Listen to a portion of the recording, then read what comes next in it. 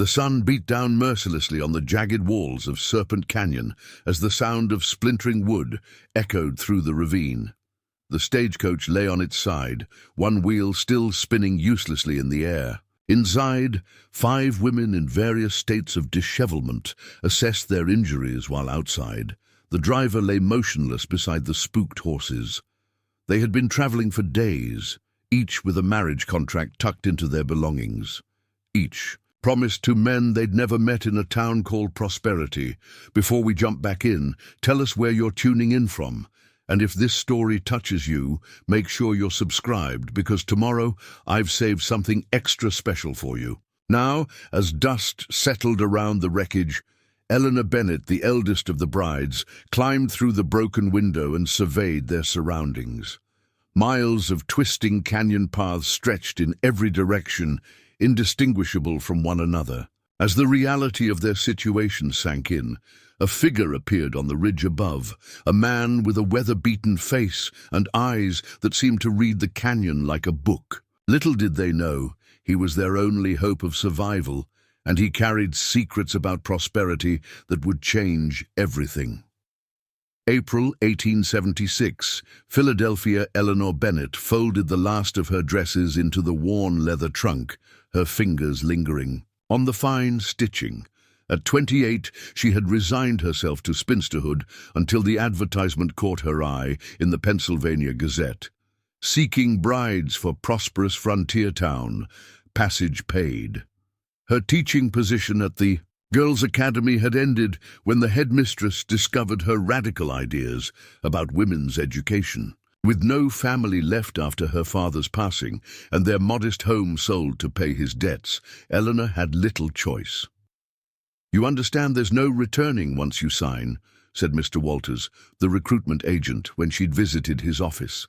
His jowly face betrayed no emotion as he slid the contract across his desk. "Prosperity needs wives for its growing population of miners and merchants. The journey is long, but the reward is security." Security. The word echoed in Eleanor's mind as she closed her trunk. She'd traded her independence for the promise of security with a stranger named Thomas Miller, a shopkeeper in a town she couldn't even find on most maps. The stagecoach station bustled with morning activity as Eleanor arrived. 4 other women already waited beside a formidable Concorde coach, its red paint gleaming in the morning light. A stocky driver secured luggage on top, while his assistant checked the harnesses of 6 chestnut horses. "Name?" barked the station agent without looking. Up from his manifest, Eleanor Bennett, bound for Prosperity. He made a mark on his paper. "You're the last one. Get aboard." Eleanor approached the other women, each clutching small bags or reticules, eyes downcast or staring into the distance. The youngest couldn't have been more than 17, blonde curls framing a face still round with youth. She twisted a handkerchief nervously between her fingers. "I'm Eleanor," she offered, extending a gloved hand. "It appears we're traveling companions." The girl looked up, relief flooding her features. "Mary Thompson," she replied, her voice barely above a whisper. "I'm to marry a man named William Parker. He's a miner with his own claim." The words sounded rehearsed, as if she'd been repeating them to convince herself of their meaning. A tall woman with auburn hair pinned severely beneath a practical bonnet stepped forward. "Sarah Reynolds," she said briskly, "let's not pretend this is a pleasure trip. We've all sold ourselves one way or another." Her green eyes held a challenge, daring anyone to contradict her. "I prefer to think of it as a business arrangement," said a soft-spoken woman in a blue traveling dress. "Rebecca Collins. My goal is to be the town doctor." Her accent hinted at southern origins, and the quality of her clothing suggested she hadn't always lived in reduced circumstances. The 5th woman remained apart, her dark hair and olive complexion standing out among the others. She wore a simple brown dress, well-made but free of ornamentation. When she noticed their attention, she straightened her shoulders. "Josephine Martinez. My father was Spanish, my mother from Boston, and before you ask, yes, my contract is with the saloon owner, James Wilson. Her chin lifted slightly, ready for judgment. Eleanor nodded, acknowledging each introduction without comment. They were strangers bound by circumstance, each carrying her own secrets and reasons for undertaking this journey. "All aboard!" shouted the driver. "We're burning daylight!" The women climbed into the coach, arranging skirts and bags in the confined space. Eleanor found herself seated between Mary and Rebecca, with Sarah and Josephine opposite. As the coach lurched forward, they grasped the leather straps hanging from the ceiling. 14 days to prosperity, ladies," called the driver through the small window. "God willing, and the creek don't rise." The first 3 days passed in uncomfortable silence, punctuated by the rhythmic creaking of the coach and the driver's occasional shouts to the horses. They stopped at way stations to change teams and take hasty meals of beans and tough bread. At night, they slept in crowded rooms on narrow cots, too exhausted for conversation. On the 4th night, as they huddled around a meager fire at an isolated station, Mary began to cry softly. "I can't do this," she whispered. "I don't even know what he looks like." Rebecca patted her hand. "My mother arranged my first marriage when I was 16, she said. "He was 43 and smelled of tobacco and whiskey. He died in the war. This time at least I made the choice myself." "Choice," Sarah scoffed. "What choice does a woman have when society offers her no means to support herself respectably? I taught music until the school closed. Now I'll play piano in a frontier church and warm some miner's bed." Eleanor watched the flames, considering her own motives. "We can make the best of our circumstances," she said finally. "These men need wives and we need homes. Perhaps there's room for negotiation in that arrangement." Josephine laughed, a surprisingly musical sound. "I like you, Eleanor. You're a practical woman." She reached into her bag and pulled out a silver flask. "Anyone care for some courage?" By the time they reached the Western Territories, an uneasy camaraderie had formed.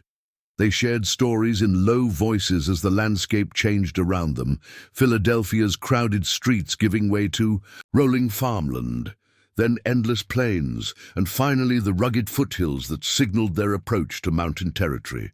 "We'll be taking Serpent Canyon," the driver informed them one morning as they departed a settlement consisting of just 3 buildings. "It's the fastest route to prosperity, cutting 2 days off our journey." "Is it safe?" asked Rebecca, peering out at the increasingly barren landscape. The driver's assistant, a young man named Charlie, who had barely spoken during their journey, answered instead. "Safe enough if you know the way. Walls rise up 100 feet in places, narrows down so tight in spots you can touch both sides with your arms outstretched." Eleanor noticed how Charlie's eyes lingered on Mary whenever he thought no one was looking. The girl had stopped crying days ago but still clutched her handkerchief like a talisman. As they entered the canyon, the temperature dropped noticeably. Towering rock walls blocked the sun, casting them in perpetual shadow. The road narrowed, becoming little more than a rough trail hugging the canyon wall, with a steep drop to their right, where a shallow stream cut through the stone. "Look there," Josephine pointed upward, where strange markings adorned the rock face. "Indian signs?" "Old ones," Charlie confirmed. "This canyon was sacred to them. Some folks say it's haunted." Sarah rolled her eyes. "Superstitious nonsense." The coach pitched forward suddenly as one of the horses reared, spooked by something unseen. The driver cursed, fighting for control. Eleanor grasped the strap tighter as they lurched perilously close to the edge. "Steady!" the driver shouted. "Steady, boys!" Then came the sound of breaking wood and the terrifying sensation of falling. Eleanor felt herself thrown against Rebecca as the coach tipped onto its side, sliding toward the canyon floor. Glass shattered. Someone screamed. The world became a chaos of splintering wood, dust, and the panicked whinnying of horses. When the motion finally stopped, Eleanor found herself pinned beneath Sarah's legs, Mary's weight pressing against her shoulder. Sunlight streamed through the broken window, now above them. Groans filled the overturned coach as the women disentangled themselves. "Is everyone alive?" Eleanor called, mentally assessing her own injuries. Bruises, certainly, perhaps a sprained wrist, but nothing seemed broken. One by one they responded. Mary had a cut above her eye that bled profusely, but looked worse than it was. Rebecca's arm hung at an unnatural angle, and she bit her lip against the pain. Sarah had somehow escaped with only minor scratches, while Josephine pressed a handkerchief to a gash on her forehead. "We need to get out," Sarah said, already moving toward the window. "Help me with Rebecca." Together they managed to extract themselves from the wreckage. Outside, the situation looked even more dire. The driver lay motionless on the ground, his neck bent at an impossible angle. Charlie was nowhere to be seen. The horses strained against their harnesses, still attached to the splintered remains of the coach's front axle. Eleanor climbed to higher ground, hoping to get a better view of their surroundings. The canyon stretched for miles in both directions, its walls rising sheer and unforgiving. Which way led to prosperity? Which way back to civilization? She had no idea. As she scanned the horizon, movement caught her eye. High on the canyon rim, perhaps 50 yards away, stood a solitary figure, a man watching them. Preparing and narrating this story took us a lot of time, so if you are enjoying it, subscribe to our channel. It means a lot to us. Now back to the story. "Hello," she called, waving her arms. "We need help." The figure disappeared from view, and Eleanor's heart sank. Had he abandoned them? Minutes later, she spotted him again, working his way down a nearly invisible path in the canyon wall.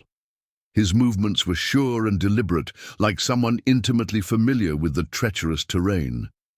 As he approached, Eleanor could make out more details. Buckskin clothing worn smooth with age, a rifle slung across his back, and a face weathered by sun and wind. His eyes, startlingly blue against his tanned skin, assessed their situation with a single, sweeping glance. "Ladies," he said, tipping his hat. "Seems you've had some trouble."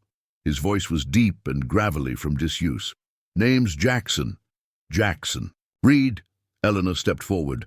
"We're grateful for your assistance, Mr. Reed. Our driver is dead, and we're lost. We were bound for prosperity." Something flickered in the man's eyes at the mention of the town.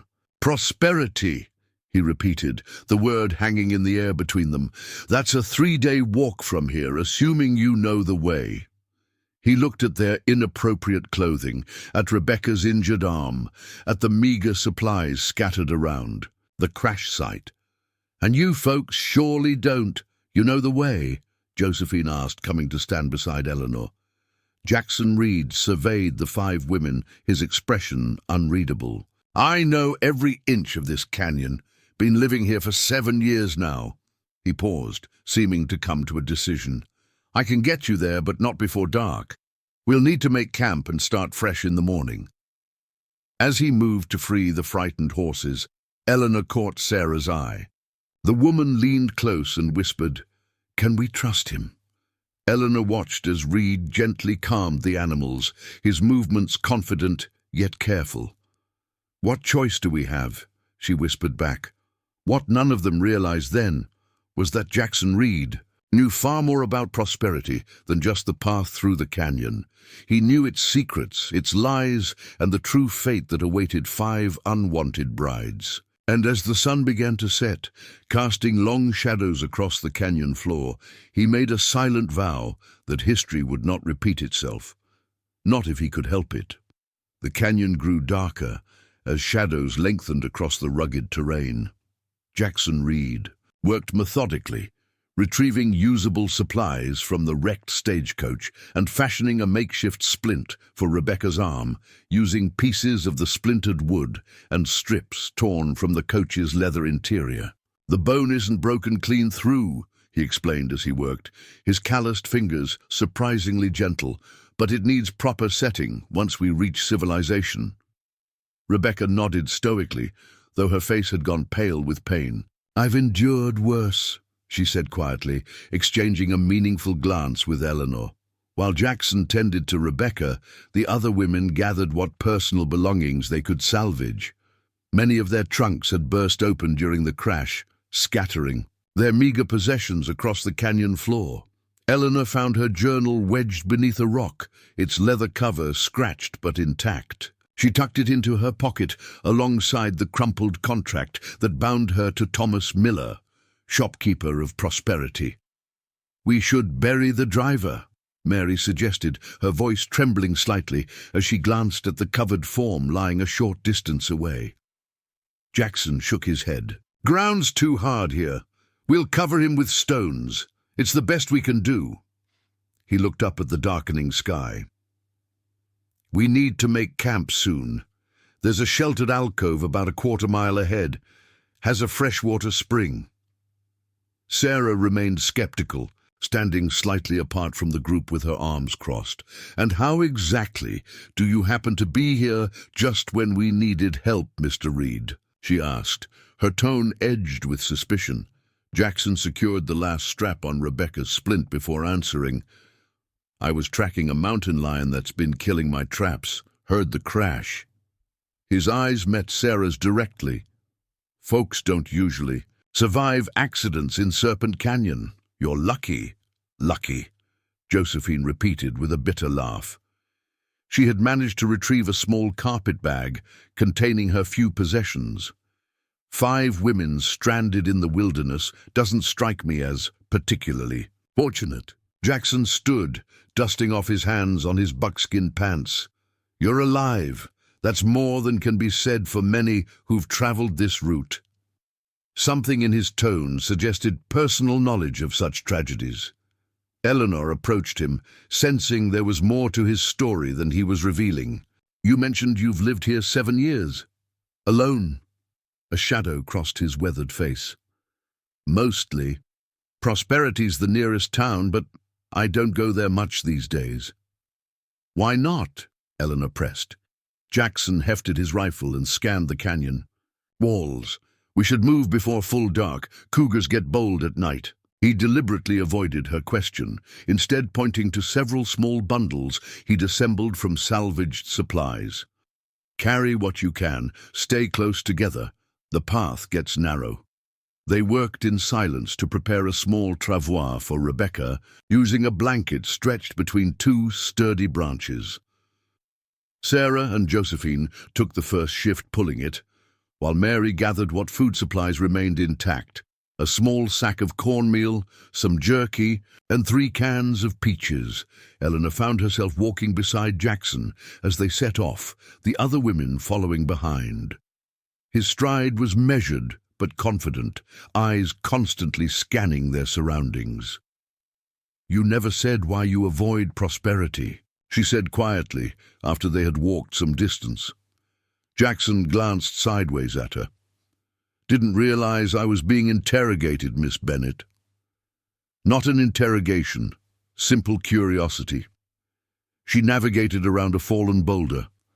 5 women traveling to marry men they've never met might benefit from local knowledge. He was quiet for so long that Eleanor thought he wouldn't answer. Finally, he spoke, his voice low enough that the others couldn't hear. "Prosperity isn't what its name suggests. Not anymore." "Meaning?" "The silver mine that built the town is playing out. The men are desperate. They bring in women because they need reasons to stay, to keep digging." He adjusted his rifle strap. 3 years back, they brought in 12 bridges.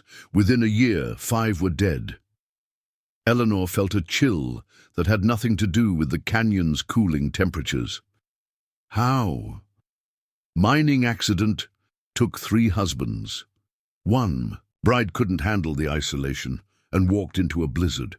Another, He hesitated. Another died under suspicious circumstances. Her husband claimed she fell, but there were rumors. And you know this because... Jackson's jaw tightened. My sister was among them. Emma Reed. She married the town assayer, a man named Harrison Wells. 6 months later she was dead. Fell down a mine shaft, they said. Eleanor absorbed this information, connecting it to his earlier reluctance to mention the town. You don't believe it was an accident. I know it wasn't. His voice had hardened. But a lone man can't prove anything against a town that closes ranks. They walked in silence for several minutes. The only sounds were their footsteps and the occasional call of a bird echoing through the canyon. So you left town and became a hermit, Eleanor finally said. The corner of his mouth twitched in what might have been the ghost of a smile. I prefer solitary hunter, and I didn't leave to hide. I left to watch. The canyon provides a perfect vantage point. Nothing comes in or out of prosperity that I don't see. Including stagecoaches full of brides, Eleanor said, understanding. Dawning. Jackson nodded grimly. This is the third group in 2 years. I've been monitoring the situation. Why not simply warn people away? Stop the coaches before they reach town? And say what? That I have suspicions but no proof? That I'm a grieving brother who might be seeing patterns where none exist? He shook his head. I needed evidence, and now I have a greater problem. 5 women who need safe passage, 1 injured in dangerous territory. Eleanor considered his words carefully. These men were contracted to marry. Do you know them? Some. Thomas Miller, you intended, runs the general store, decent enough man, but drinks too much since his mine stake didn't pay out. William Parker, the girl's match, is young, barely 22, works a claim that's all but worthless now. And the doctor, Rebecca's match, Jackson's expression darkened, Dr. Benjamin Harris. Town physician, yes, but also a laudanum addict. Hands shake so badly he can barely hold a scalpel. Eleanor felt her stomach tighten. Sarah's husband?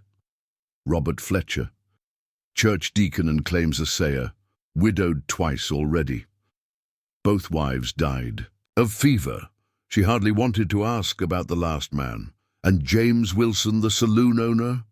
Wilson's salon does more business than any other establishment in town, much of it not involving drinks, if you take my meaning. Eleanor understood immediately what awaited Josephine. We need to warn the others. Jackson shook his head. Not yet. Your contracts are legally binding. Until we reach civilization with proper authorities, any attempt to flee could be considered criminal. And prosperity has its own sheriff, a man firmly in the pocket of the mine owners. So what do you suggest? Before he could answer, Mary called out from behind them. Mr. Reed, Rebecca's feeling faint. They stopped to rest, finding a small clearing where the canyon widened slightly. Rebecca insisted she could continue, but her face had taken on a greyish tinge that concerned Eleanor.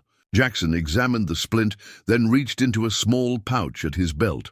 Willow bark, he explained, handing a few strips to Rebecca. Chew it, helps with pain. As the women settled briefly to rest, Jackson pulled Eleanor aside. We'll reach. My cabin by nightfall. It's defensible, has supplies. We can talk more there. Will they come looking for us, from Prosperity? Eventually. When the stage doesn't arrive, they'll send a search party. But the canyon's maze-like.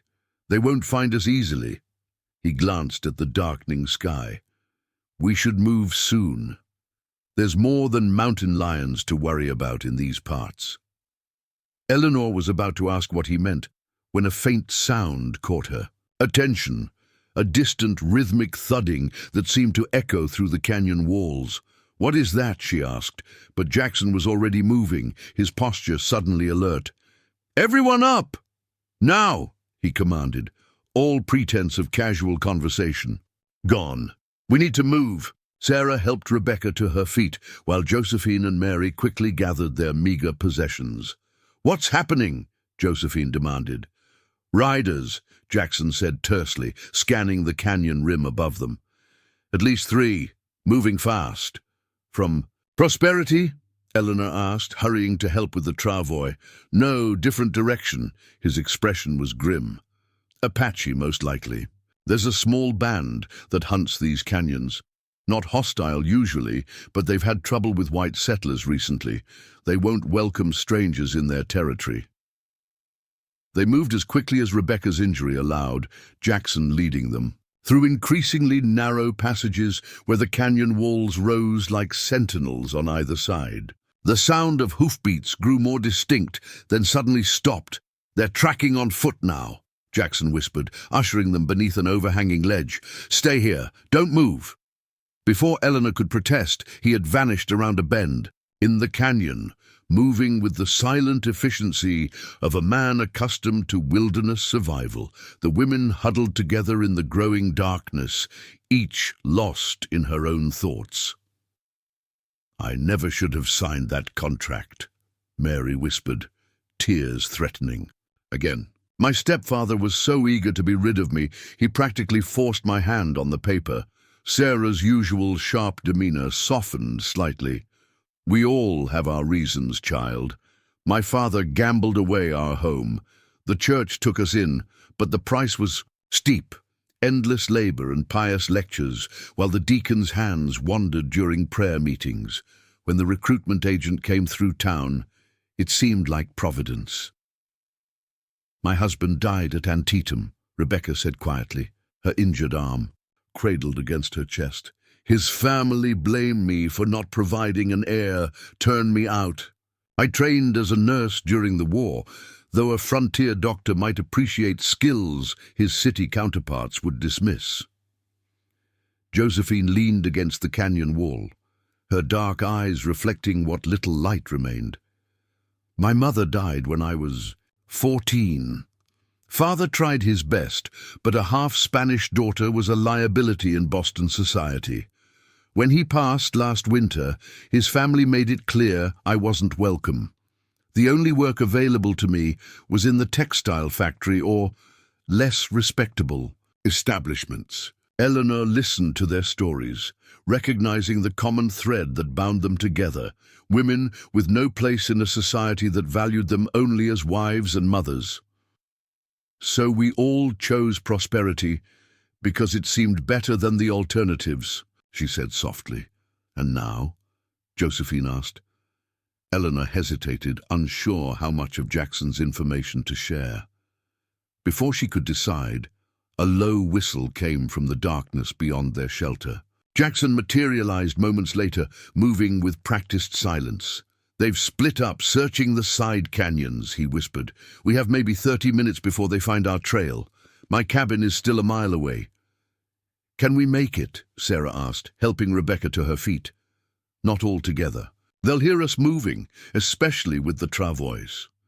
Jackson's eyes met Eleanor's in the dim light. I need to create a diversion. What kind of diversion? Eleanor asked, not liking the implication. The kind that draws them away from you. He removed a small leather pouch from his belt and pressed it into her hand. Inside is a map to my cabin. Follow the dry creek bed until you reach 3 standing stones, then head east up the narrow trail. The cabin is hidden in a box canyon. Bar the door when you arrive. You expect us to find our way in the dark while injured? Sarah protested. There's a half moon rising. It'll be enough light once your eyes adjust. Jackson turned to Eleanor. Keep them moving. No matter what you hear, don't stop. Eleanor gripped his arm. And what will you be doing?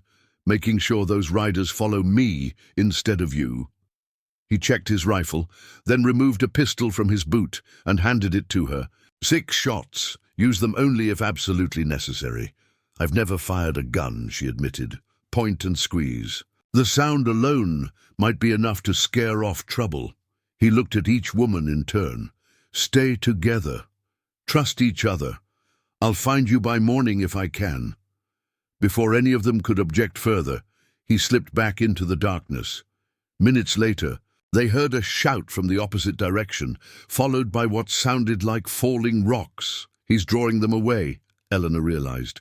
We need to move now. They emerged from their shelter, Eleanor in the lead with Jackson's map Sarah and Josephine managing the travois with Rebecca, and Mary bringing up the rear. The rising moon cast just enough silvery light to illuminate the canyon walls, creating a landscape of deep shadows and ghostly highlights. Progress was painfully slow. Rebecca's pain had worsened, making each bump of the travois an agony. Twice they had to backtrack when the path Jackson had indicated proved too narrow for the makeshift stretcher. In the distance, they heard occasional shouts, and once the crack of a rifle shot that echoed through the canyon like thunder. "We should have stayed together," Mary fretted as they paused to rest. "What if he's hurt? What if they capture him?" "He knows this territory," Eleanor reminded her, though her own concerns mirrored Mary's. "We have to trust his judgment." "Trust a stranger we met hours ago?" Sarah scoffed. "For all we know, he could be leading us into greater danger." Josephine, who had been unusually quiet, suddenly raised her hand for silence. "Listen," she whispered. They froze, straining to hear what had caught her attention. At first, Eleanor heard nothing beyond the soft moan of wind through the canyon. Then she detected it, the faint sound of water running over rocks. "The creek bed," she said, checking Jackson's crude map again. "We're close." With renewed determination, they pressed on, following the increasingly distinct sound of water.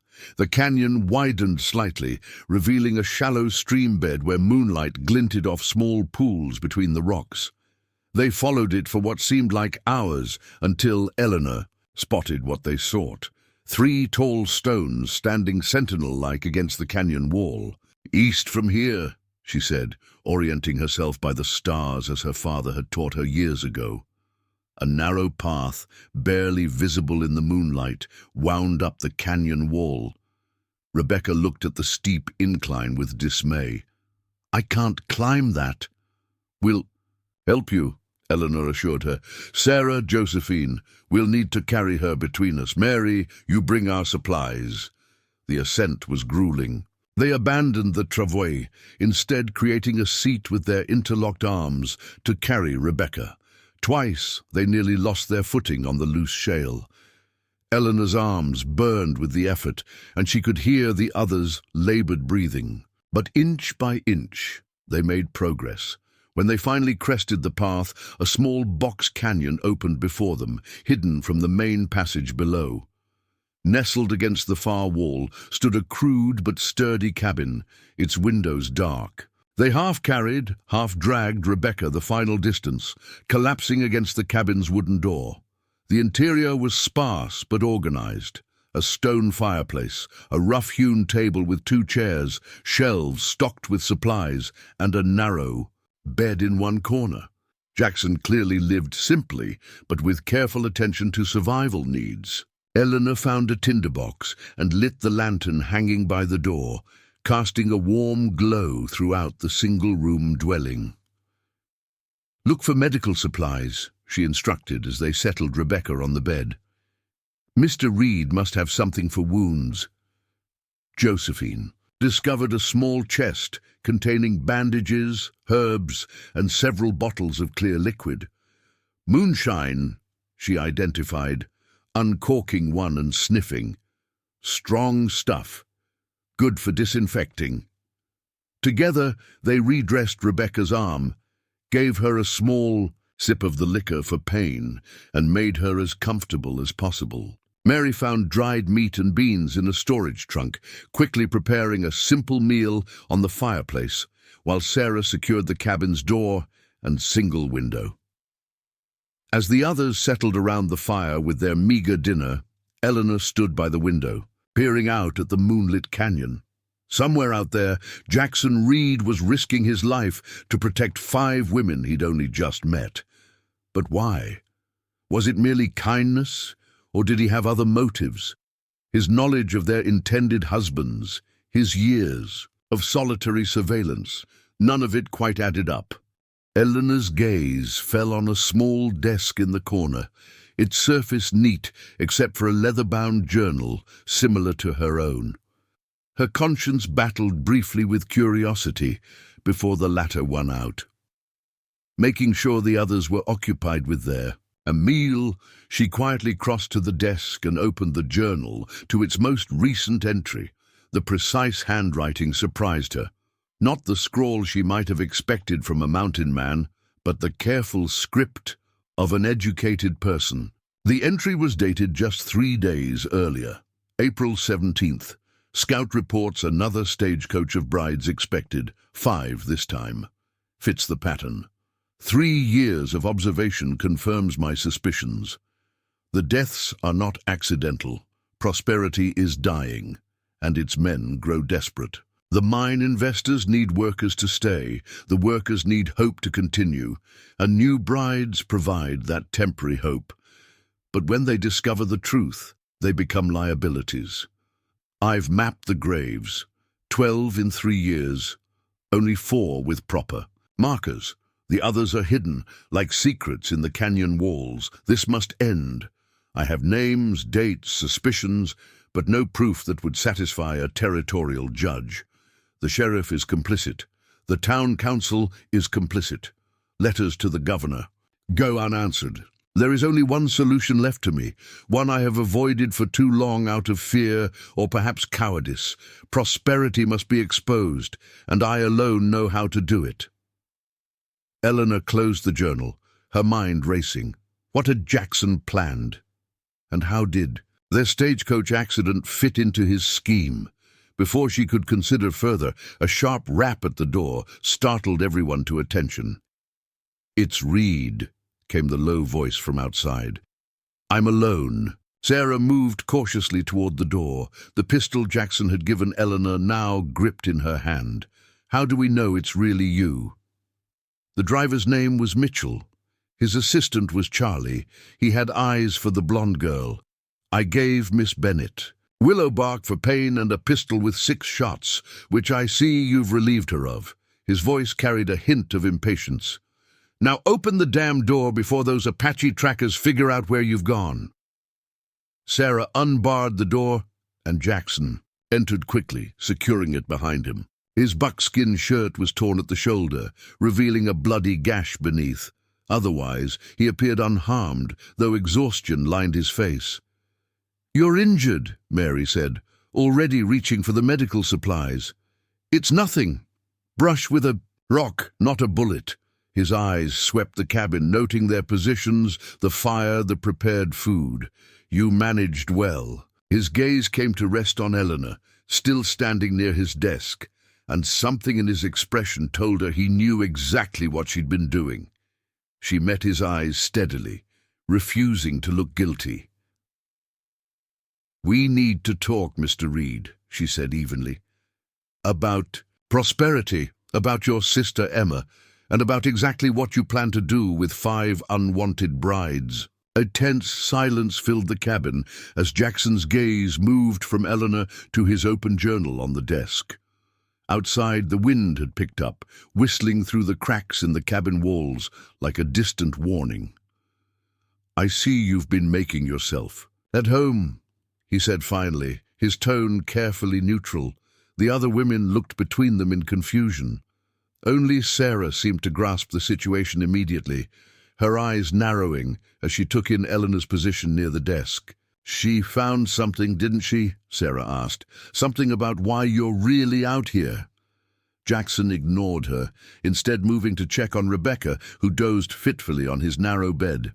He examined her splint with practiced efficiency, then retrieved a small tin from a shelf above the fireplace.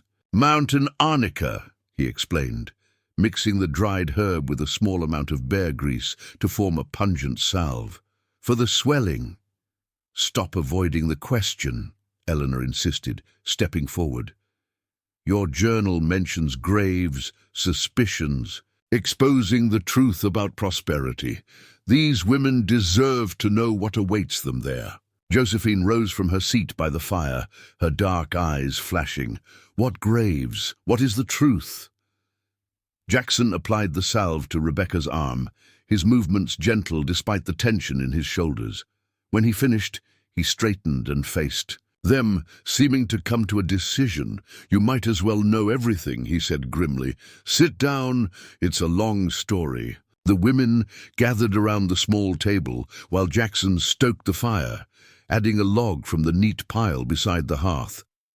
The flames cast long shadows across his weathered face as he began to speak. Prosperity was founded 8 years ago when silver was discovered in these mountains. It boomed fast. Hundreds of men arrived within months, staking claims, building shelters that eventually became proper structures. My sister Emma and I came west after our parents died in '68. I worked claims while she kept books for the assay office. He paused, gazing into the fire as if seeing those early days reflected in the flames. For 2 years, the silver flowed. The town grew. A church was built, then a school. Harrison Wells arrived to open a proper assay office, and Emma caught his eye. They married in the spring of '71. A muscle in his jaw tightened. That's when things began to change. The silver was running out, Eleanor guessed, remembering what he'd said earlier about the mine. Jackson nodded. The main vein was deeper than expected, harder to reach. Costs rose while yields declined.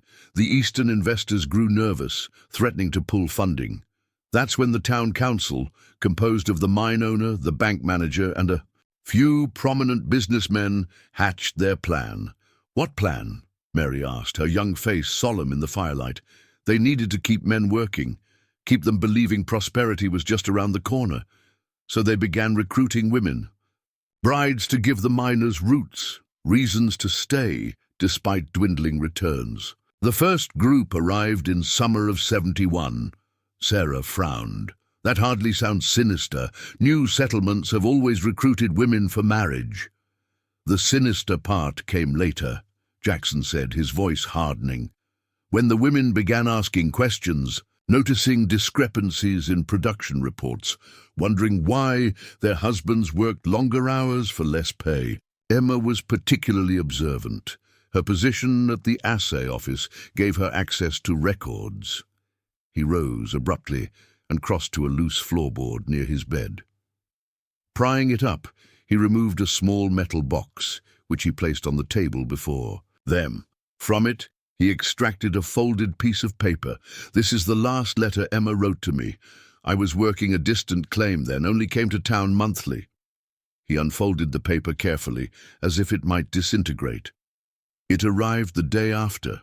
"I learned of her death." Eleanor accepted the letter he held out, the paper creased and worn from frequent handling. Emma's handwriting was delicate but rushed, the ink blotched in places as if she'd written in haste. "Dearest Jack, I pray this reaches you before I am discovered. What I suspected is true. The mine reports are falsified. There is barely any silver left, certainly not enough to justify the operation. The investors are being deceived, and the miners kept in ignorance. Harrison knows I've seen the real figures." There was an argument. "He struck me for the first time. I fear he has told the council of my discovery. 3 women have died in accidents this past year. All had husbands who were growing doubtful about the mine's future. All had begun asking questions. I believe I am next. If anything happens to me, do not trust the official account. Look to the abandoned shaft behind Henderson's claim." "That's where they've been." The letter ended abruptly, the final words trailing off into a hasty scrawl. "She never finished it," Jackson said quietly. 2 days later, she fell down a mine shaft during a visit to her husband's office. Body too. Damaged for viewing. Buried within hours. Very efficient. A heavy silence followed his words. Even Sarah seemed sobered by the account. "What did she mean about the abandoned shaft?" Josephine asked finally. Jackson retrieved several folded papers from the metal box. Rough maps annotated with dates and names. "I've spent 3 years investigating. The abandoned Henderson shaft contains at least 8 unmarked graves, women who asked too many questions, men who threatened to expose the fraud, even a territorial inspector who arrived unannounced. If what you're saying is true, this goes." Beyond fraud, Eleanor said, studying the maps. This is murder, multiple murders. Exactly. Jackson spread the maps on the table, but proving it is another matter. The town's controlled by the council. The sheriff, the doctor, the telegraph operator, all in their pay. I've sent letters to the territorial governor, but without physical evidence, it's my word against theirs. A hermit's conspiracy theories. So, you've been watching, gathering evidence, Mary said, understanding Dawn. That's why you live out here.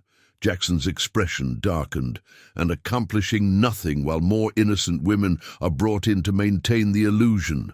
Your stagecoach is the third group of brides in 2 years. What happened to the others? Sarah asked, her usual skepticism tempered with genuine concern.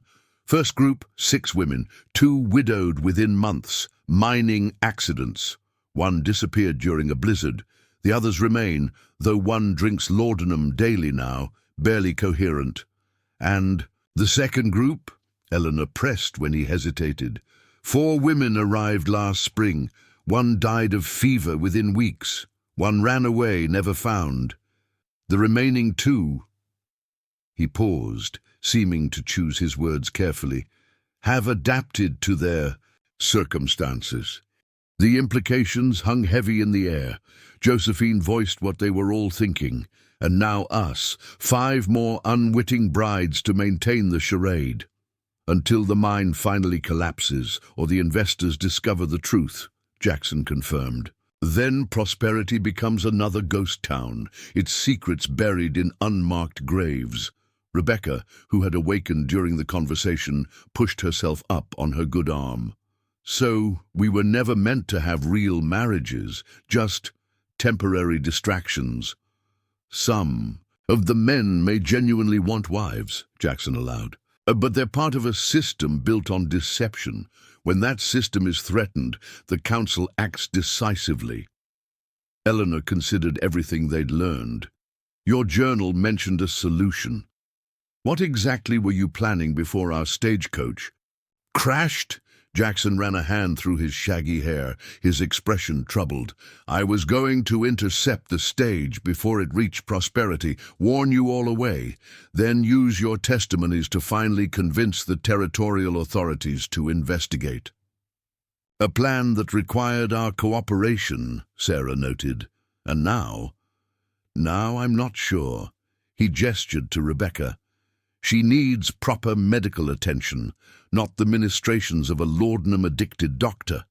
You all need safe passage out of the territory, which means avoiding both Prosperity and the Apache band currently hunting these canyons. The nearest alternative settlement? Eleanor asked. Fort Durango, 3 days hard travel northwest. But we'd need supplies, horses. He sighed heavily. Resources I don't have readily available. A contemplative silence fell over the group as they considered their predicament.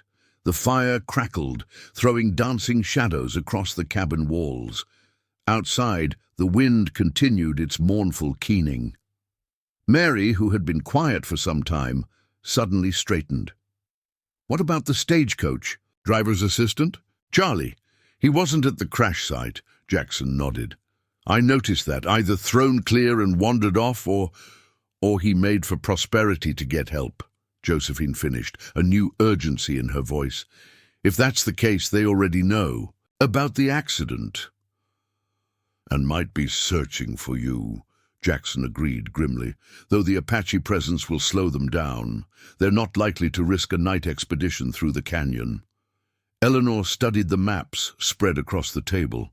Jackson's careful documentation of Prosperity's geography, the mine workings, the unmarked graves. A plan began forming in her mind. What if we didn't avoid Prosperity, she suggested. What if we used this opportunity? Sarah scoffed. To do what? Walk willingly into danger. To gather the evidence you need, Eleanor said, addressing Jackson. You've been watching from afar for years, but we could go into the heart of the town, access places and information you couldn't. Absolutely not, Jackson said firmly. I won't use you as bait. Not bait, Eleanor countered. Investigators. Think about it. They're expecting 5 brides. We arrive, tell them about the accident, and express our eagerness to meet our intentions. They'll have no reason to suspect we know anything about their operation. Josephine leaned forward, intrigued despite herself. We could search for Emma's documents, the real mining reports. It's too dangerous, Jackson insisted. These men have killed to protect their secret. And they'll kill again if we don't stop them, Eleanor argued. How many more stagecoaches of unwitting brides will arrive after us? How many more unmarked graves will you map from your hiding place in the canyon? Her words struck home. Jackson's expression shifted, a conflicted mix of fear for their safety and recognition of the truth in her statement. Even if I agreed to this madness, he said slowly, how would you communicate what you find? They'll be watching you. Sarah surprisingly spoke up. I'm to marry the church deacon, correct? That gives me access to the church. Many congregations leave their doors unlocked for those seeking solace or prayer. A meeting place, Eleanor nodded, picking up her thread. We could leave messages, evidence, and I'll be the doctor's wife, Rebecca added weakly from the bed. His office likely has records of deaths, official causes. Mary twisted her handkerchief nervously. My intention is just to be a miner. What could I possibly discover? Miners talk, Jackson said thoughtfully, warming to the plan despite his reservations. Especially to pretty young wives bringing them meals at the dig site. You might hear things no one else could. And Josephine has perhaps the most valuable position of all, Eleanor pointed out. The saloon is where men drink, boast, forget, to guard their tongues. Josephine's smile was sharp. I've survived Boston society. I can handle frontier drunks. Jackson shook his head, but with less conviction. It's still too risky. If they suspect anything, we'll need a signal, Eleanor decided, ignoring his objection. A way to indicate danger, to call for help. The church bell, Sarah suggested. 3 rings, pause 3 more, not a pattern that would occur normally. I could linger near town, Jackson conceded reluctantly. Close enough to hear such a signal. We'd need a time limit, Josephine added. How long to search before we attempt to leave, whether we've found evidence or not? The stage was due today, Jackson said, calculating. If the assistant made it to town, they might send a search party tomorrow. Allow a day to find you and return to prosperity. Then 3 days for investigation seems reasonable. Any longer increases the risk of discovery.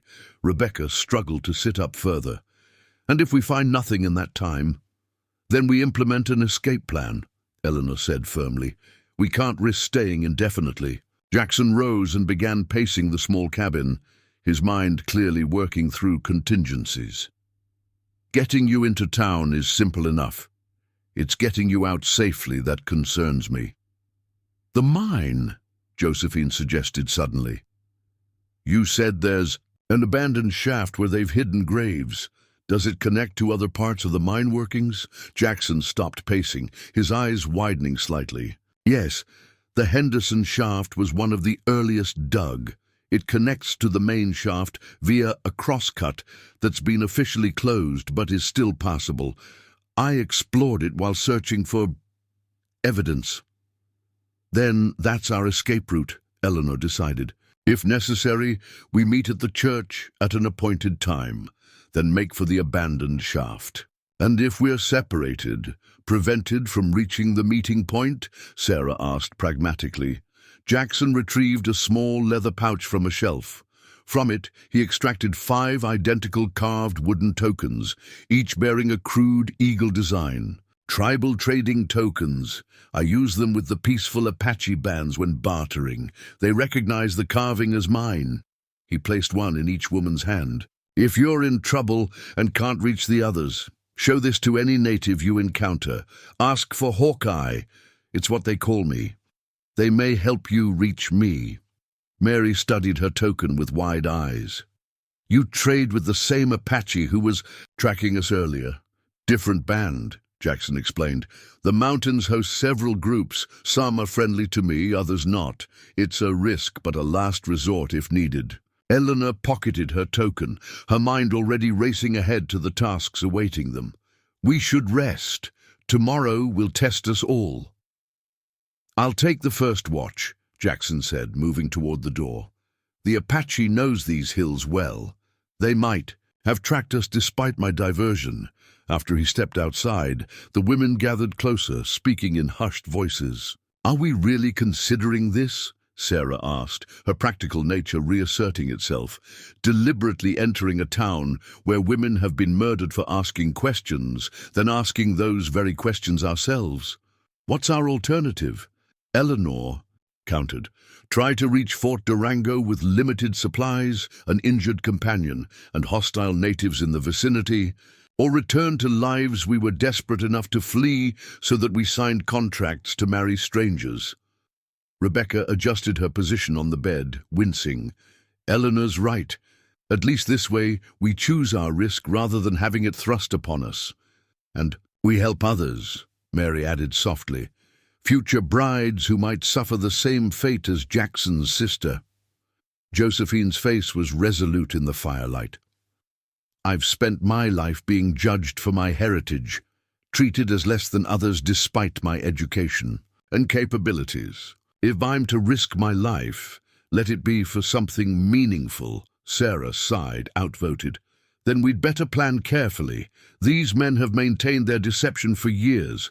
They won't be easily outmaneuvered." Through the night, they took turns, keeping watch alongside Jackson, using the time to refine their strategy. Eleanor sketched a rough map of prosperity based on Jackson's more detailed ones, marking key locations: the church, the doctor's office, the assay office where Emma had worked, the mine entrance, and the abandoned Henderson shaft. As dawn approached, Jackson returned from his final perimeter check to find Eleanor still awake, adding notes to her map by the dying firelight. "You should rest," he said, pouring himself a cup of coffee from the pot kept warm at the edge of the hearth. "The journey to prosperity will be difficult enough without exhaustion." Eleanor glanced up, dark circles beneath her determined eyes. "There's too much to organize. If we're to succeed, we need to account for every possibility." Jackson studied her for a moment, then pulled a small, leather-bound book from his shirt pocket. "My sister's diary. I recovered it from her home afterward. It contains her observations, suspicions, and names of people she trusted in. And town." He hesitated before placing it in Eleanor's hands. "It might help you where my maps cannot." The gesture wasn't lost on her. This was perhaps his most personal possession, his last connection to Emma. "We'll find the truth," she promised quietly, "for Emma and the others." Jackson nodded, his usual stoicism momentarily broken by a flash of vulnerability. "Just promise me you'll prioritize your safety above all else. Evidence means nothing if you don't survive to present it." "We'll be careful," Eleanor assured him, though they both knew the danger they were courting. As the first grey light of dawn filtered through the cabin's single window, they finalized their preparations. Jackson provided them with small supplies he could spare, a knife for each woman hidden in boots or sewn into dress linings, matches wrapped in oilcloth, a small compass, hardtack and jerky sufficient for 2 days. "Remember," he instructed, as they prepared to depart, "trust no one in prosperity initially. Watch for signs of allies." Emma mentioned a few in her diary who questioned the official accounts: the seamstress, Mabel Winters, the telegraph operator's wife, Susan Grant, the elderly prospector who lives at the edge of town, Samuel Tucker. "How will we signal our daily progress?" Sarah asked, adjusting her practical bonnet. "The church," Jackson confirmed. "A hymnal left open to page 12 means all is well. Page 24 indicates an important discovery. Page 36 signals danger. Prepare for immediate extraction." Rebecca, supported between Josephine and Mary, managed a thin smile. "A fitting use for hymn numbers. Jackson led them from the cabin by a different route than they had arrived, descending into the main canyon via a narrow switchback trail. He had altered their appearances subtly, smudges of dirt, torn fabrics, disheveled hair, to support their story of surviving the stagecoach accident and wandering lost before finding their way toward town. As they paused at the final ridge, overlooking the path that would eventually lead to prosperity, Eleanor found herself studying Jackson's face, memorizing its weathered contours. In just 24 hours, this stranger had become their unlikely champion, risking his safety for theirs. 3 days, she confirmed quietly. Evidence or not, we meet at the church at midnight on the 3rd day. The Henderson shaft is our exit route. Jackson nodded solemnly. I'll be watching. If you ring the emergency signal before then, I'll create a diversion at the north edge of town to draw attention away from the church.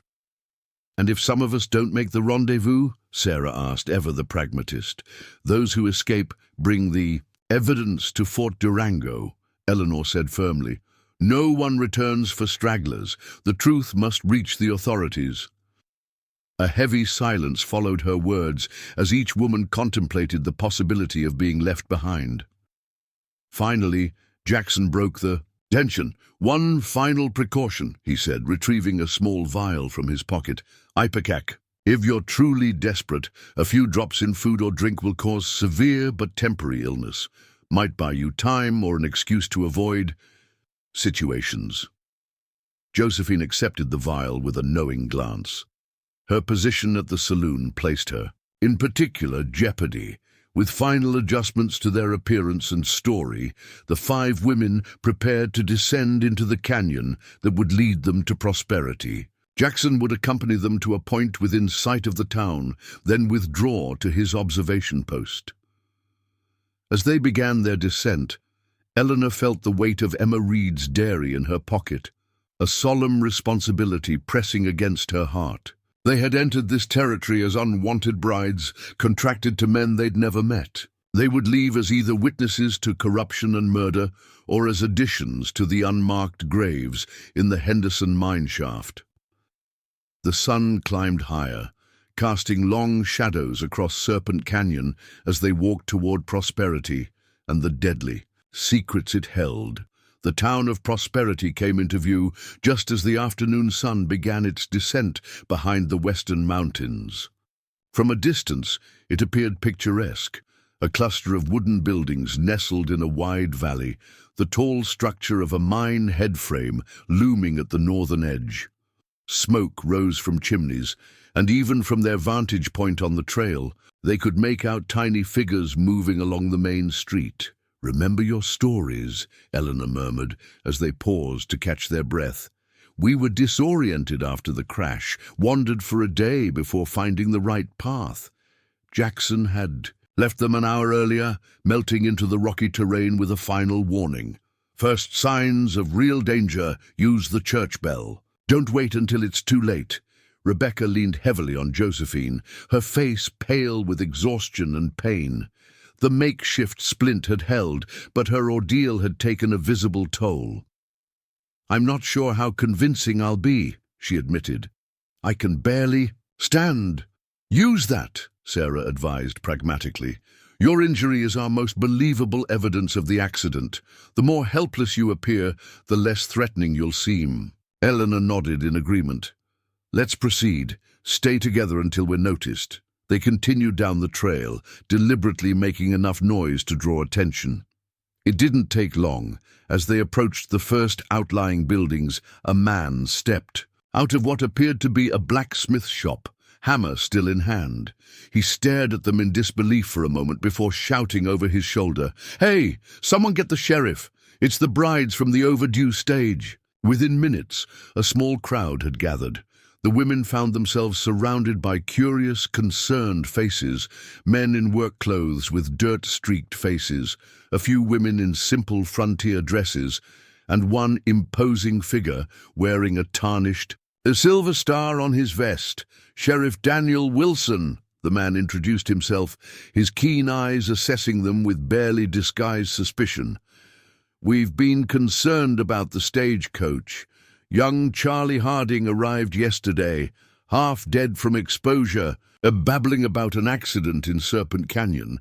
Eleanor stepped forward, assuming the role of spokesperson. His account was accurate, Sheriff. Our stagecoach overturned on a narrow passage. The driver was killed instantly. She allowed her voice to tremble slightly. We were fortunate to escape with our lives. The sheriff's gaze lingered on each woman in turn, paying particular attention to Rebecca's injury. And you managed to find your way here without assistance? Serpent Canyon is notoriously difficult to navigate. We followed the main trail. Eleanor explained, the practiced lie coming easily. After some initial confusion and a night spent sheltering in a cave, we found landmarks that guided us here. A murmur ran through the gathered crowd. A tall man with a thick moustache pushed his way forward. I'm Thomas Miller, he announced, eyes fixing on Eleanor. The general store owner. You would be Miss Bennett? Eleanor forced a smile, fighting the revulsion that rose in her throat at the thought of her intended. Jackson's warning about Miller's drinking problem seemed accurate. Even from several feet away, she could smell the whiskey on his breath. Yes, Mr. Miller. Eleanor Bennett. She extended her hand, which he grasped with uncomfortable enthusiasm. One by one, the other women's intended husbands identified themselves. William Parker, Mary's match, was indeed young, barely more than a boy with earnest eyes and work-roughened hands. Robert Fletcher, Sarah's deacon, was a thin, austere man, with a Bible clutched to his chest and a smile that never reached his cold eyes. Dr. Benjamin Harris arrived moments later, summoned to attend to Rebecca. Jackson's description had been charitable. The doctor's hands visibly trembled as he examined her arm, and his bloodshot eyes suggested his laudanum habit was worse than reported. Only Josephine's intended, James Wilson, was absent. My brother's handling business at the saloon, the sheriff explained with a smirk that made Eleanor's skin crawl. He'll be eager to meet you later, Miss Martinez. A kindly-looking older woman pushed through the crowd, clucking her tongue at the state of the exhausted brides. For heaven's sake, Daniel, let these poor dears rest before you interrogate them further. They're dead on their feet. Mabel Winters, the woman introduced herself, and Eleanor immediately recognized the name from Jackson's list of potential allies. I'm the town's seamstress. You ladies come with me. I've prepared rooms at the boarding house for your arrival. Sheriff? Wilson seemed ready to object, but Mabel's stern glance silenced him. The official welcome celebration is planned for tomorrow evening at the church hall. Until then, these women need rest and recovery. As Mabel led them toward a two-story building down the street, Eleanor caught the sheriff's final instruction to one of his deputies. Send a party to check the crash site. I want confirmation of their story. The boarding house was simple but clean, with individual rooms for each bride. Mabel fussed over them like a mother hen, providing wash water, clean towels, and promises of hot food once they'd refreshed themselves. When they were finally alone in a small communal parlor, the women exchanged meaningful glances. Their arrival had gone as planned, but the sheriff's suspicion was concerning. He's sending men to the crash site, Eleanor murmured, pretending to admire a sampler on the wall as she spoke. How long before they discover our story doesn't match? The evidence? The Apache presence might delay them, Sarah replied, equally quiet, and Jackson mentioned he would create misleading trails. Before they could discuss further, Mabel returned with a tray of tea and sandwiches.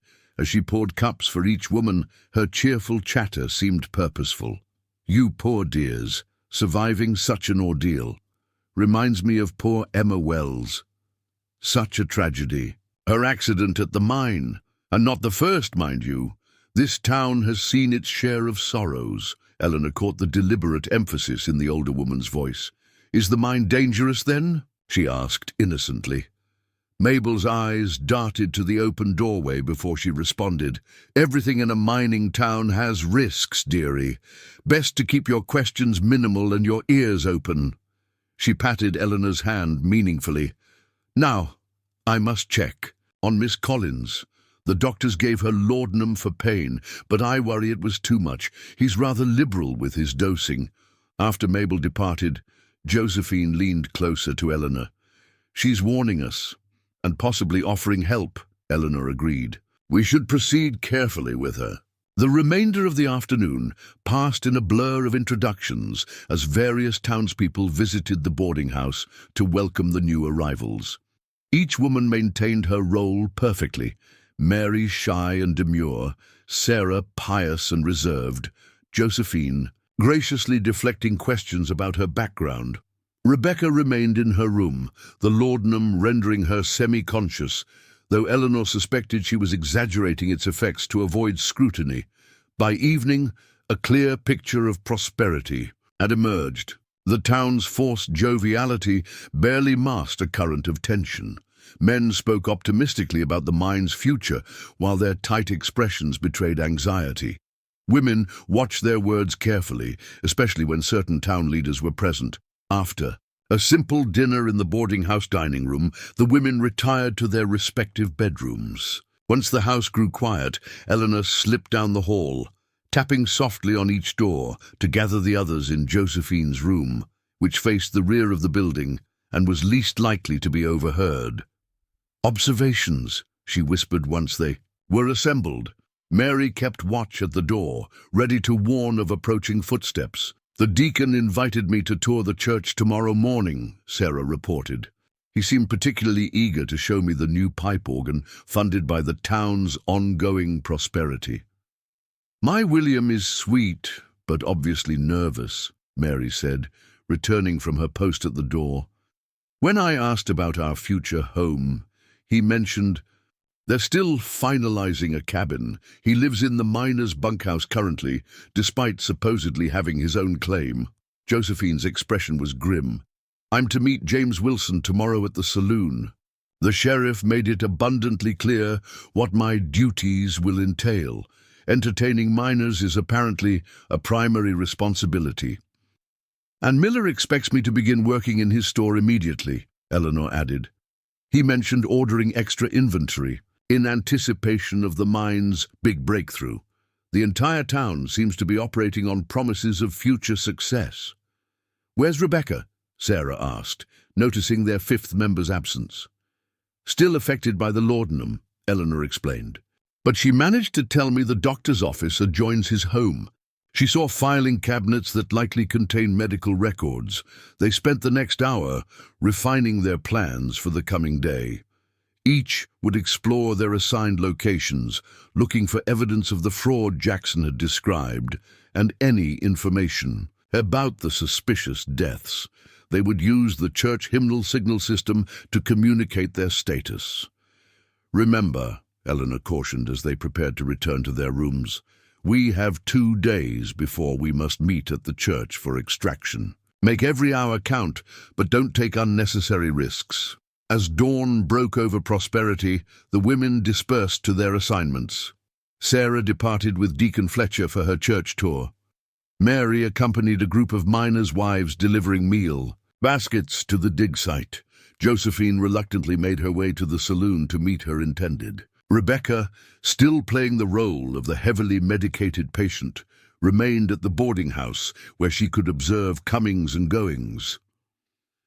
Eleanor found herself behind the counter at Miller's General Store, serving customers while her fiancé nursed a coffee mug that smelled suspiciously of whiskey despite the early hour. The store's location on the main street provided an excellent vantage point to observe the town's activities. Mid-morning, the sheriff and 2 deputies rode out, presumably to investigate the Stagecoach crash site. Eleanor estimated they would be gone at least until the following day, given the distance and difficult terrain. Just before noon, the opportunity she'd been waiting for arrived. Miller, increasingly unsteady on his feet, announced he needed to check inventory in the storeroom, a transparent excuse to drink without observation. Once the door closed behind him, Eleanor quickly located the store's account books on a shelf beneath the counter. What she found confirmed Jackson's claims. The record showed a store deeply in debt, extending credit to miners who couldn't pay, while simultaneously ordering luxury goods in anticipation of the big strike. Notes in the margins mentioned council guarantees and investor money arriving. By month's end, more telling were the shipment records. According to the freight logs, the last significant silver shipment from Prosperity had left over a year ago. Since then, only token amounts had been transported out, just enough to maintain the illusion of production. Eleanor was carefully returning the books to their place when the bell above the door jingled. She looked up to find Mabel Winters entering, a basket of mending on her arm. "Good morning, dear," the seamstress called cheerfully, through her eyes communicating something entirely different. "I've brought Mr. Miller's altered shirts. Is he available?" "In the storeroom," Eleanor replied meaningfully. "Taking inventory." Mabel nodded in understanding. "Then perhaps you could help me with something else. I seem to have dropped my thimble somewhere between here and the church. Silver, it was a gift from my late husband. Would you mind terribly helping me look? It should only take a moment." The contrived excuse was transparent, but Eleanor played along. "Of course, let me just tell Mr. Miller." After informing the half-dozing storekeeper of her brief errand, Eleanor followed Mabel onto the street. Instead of searching the ground, the older woman led her briskly toward a small house set back from the main road. "We don't have much time," Mabel said once they were inside with the door firmly closed. "You're not the first group of brides to arrive with questions in your eyes. Emma Wells had the same look. She knew something was wrong with this town." "You knew Emma?" Eleanor asked, instantly alert. "She was like a daughter to me." Mabel's voice broke slightly. "And she didn't fall down any mine shaft. She was pushed after she discovered the truth." "What truth?" "The mine's been dry for nearly 2 years. What little silver they extract barely covers powder costs.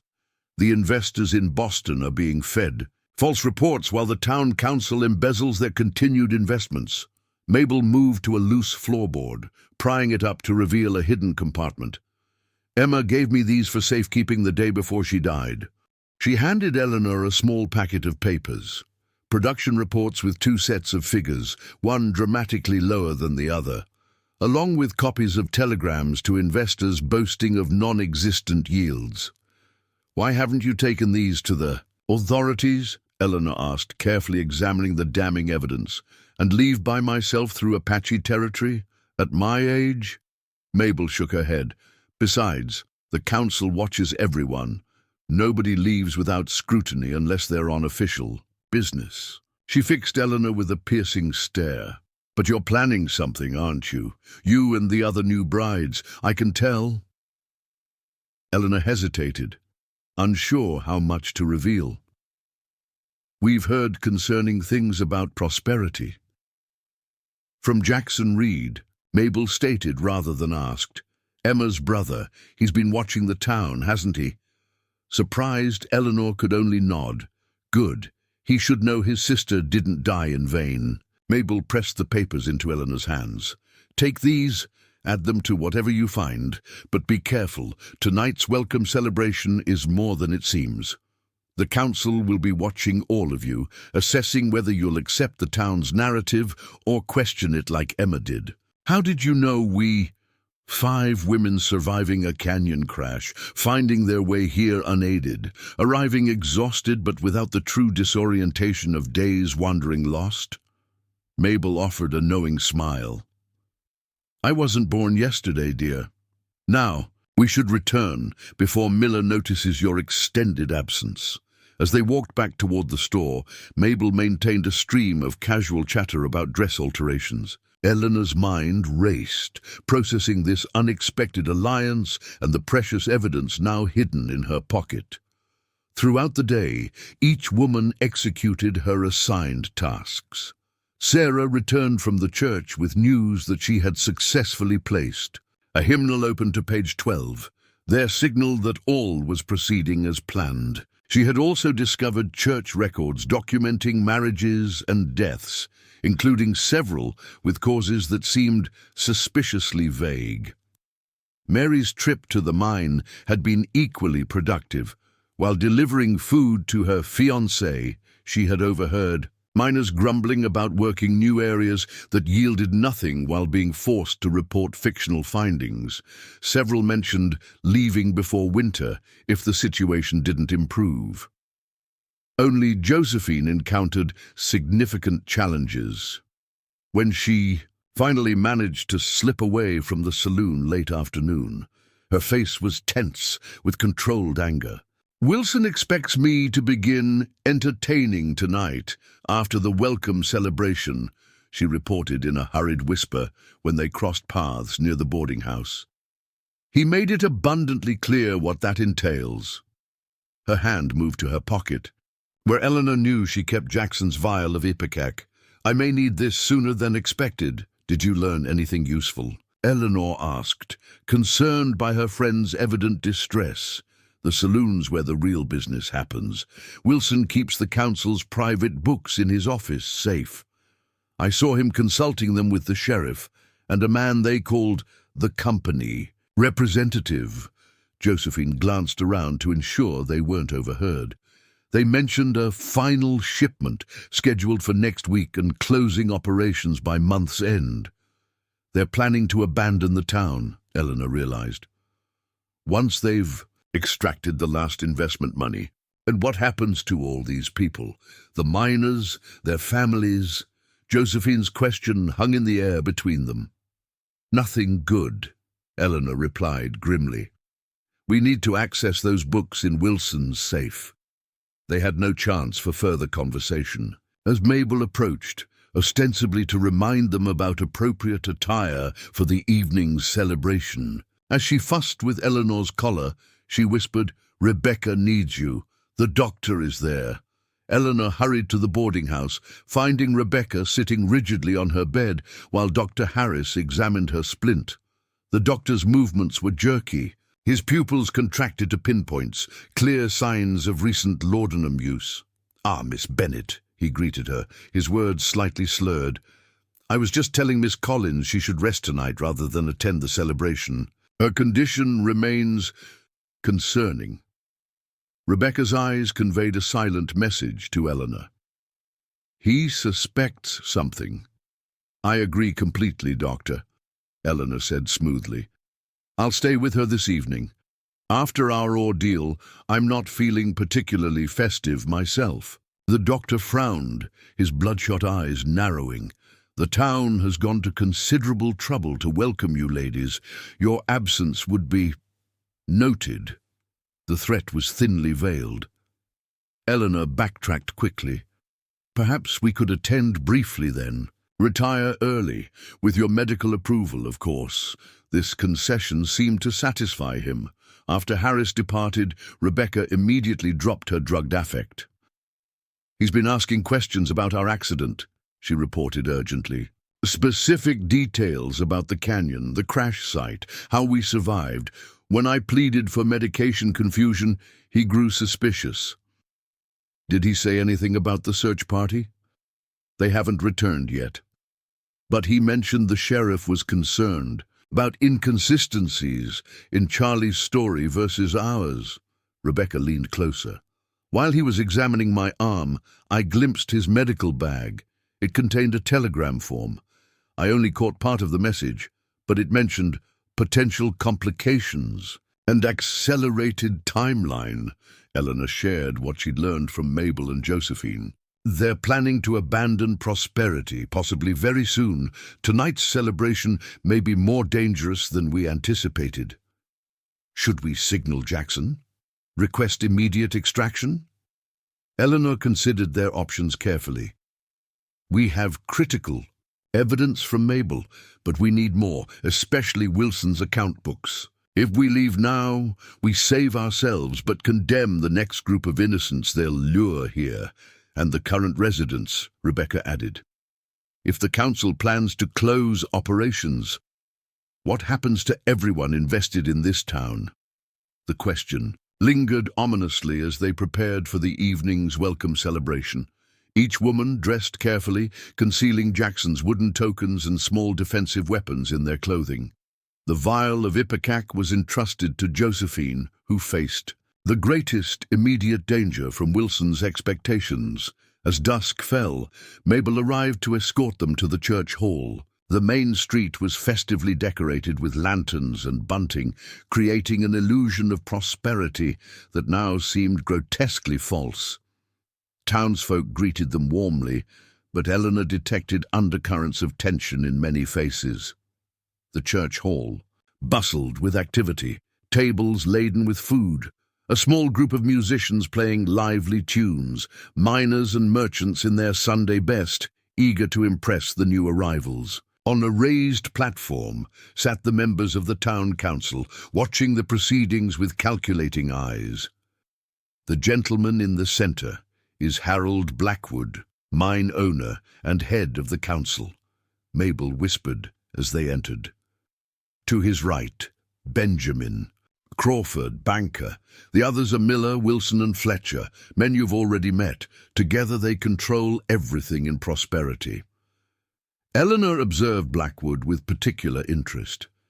His expensive suit and gold watch chain spoke of wealth, but the nervous way he scanned the crowd suggested a man under pressure. When his gaze landed on the 5 brides, his expression shifted briefly to something cold and assessing before returning to a practiced smile. The celebration proceeded with uncomfortable formality, speeches welcoming the brides, testimonials about prosperity's bright future, and awkward introductions to various townspeople.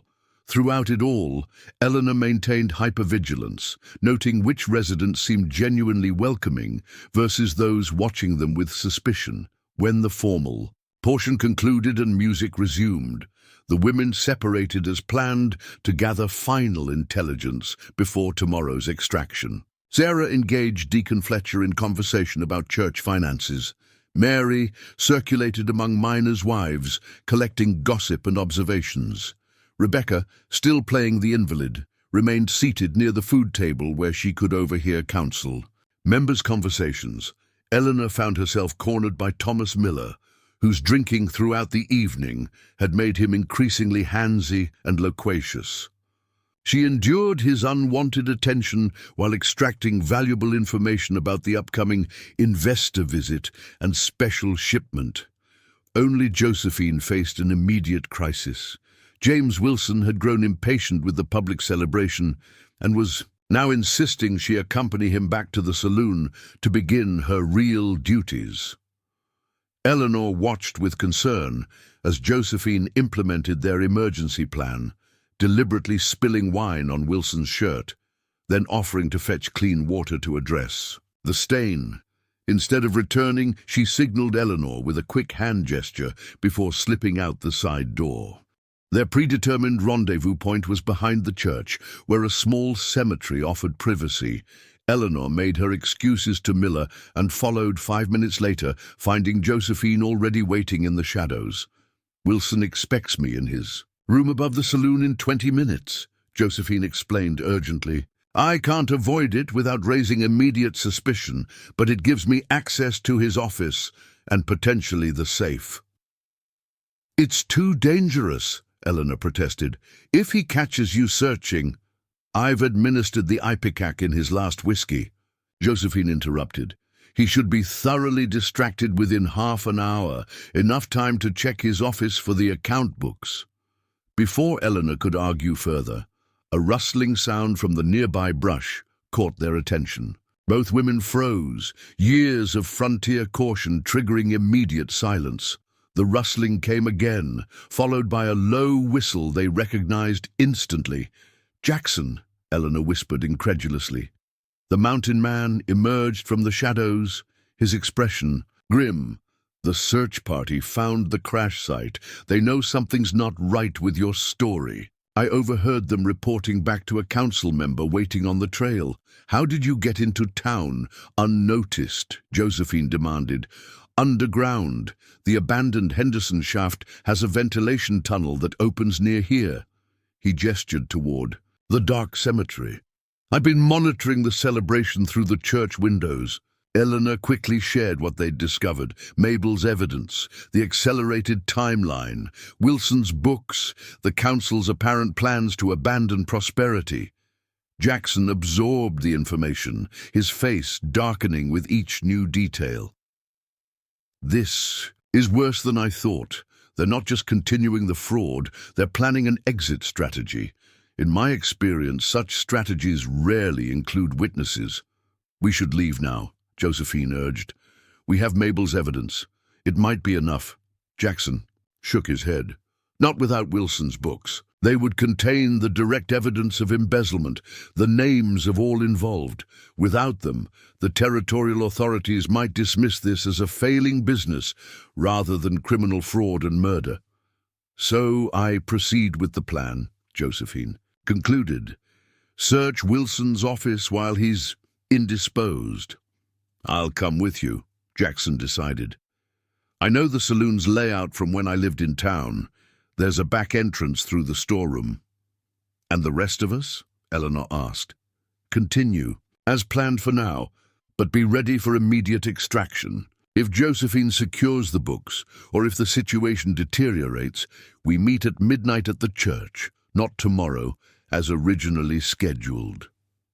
He handed Eleanor a small object, a rusted key. "This opens the vestry door. It hasn't changed since. Emma used to help with flower arrangements. As they prepared to separate, a voice from the darkness froze them in place. "I thought I might find a clandestine meeting tonight," Sheriff Wilson said, stepping into view with his revolver drawn. "Though I didn't expect to find a ghost participating. Hello, Jackson. Prosperity's been quieter without you." The cemetery fell silent, save for the distant music from the church hall. Sheriff Wilson's revolver gleamed in the moonlight as he kept it trained on Jackson. His face held no surprise, only cold satisfaction. "Step away from Reed, ladies," he ordered. "Whatever he's told you is the ravings of a man who never accepted his sister's tragic accident." Eleanor and Josephine remained firmly at Jackson's side. The sheriff's eyes narrowed at their defiance. "Miss Bennett, Miss Martinez, your loyalty is misplaced.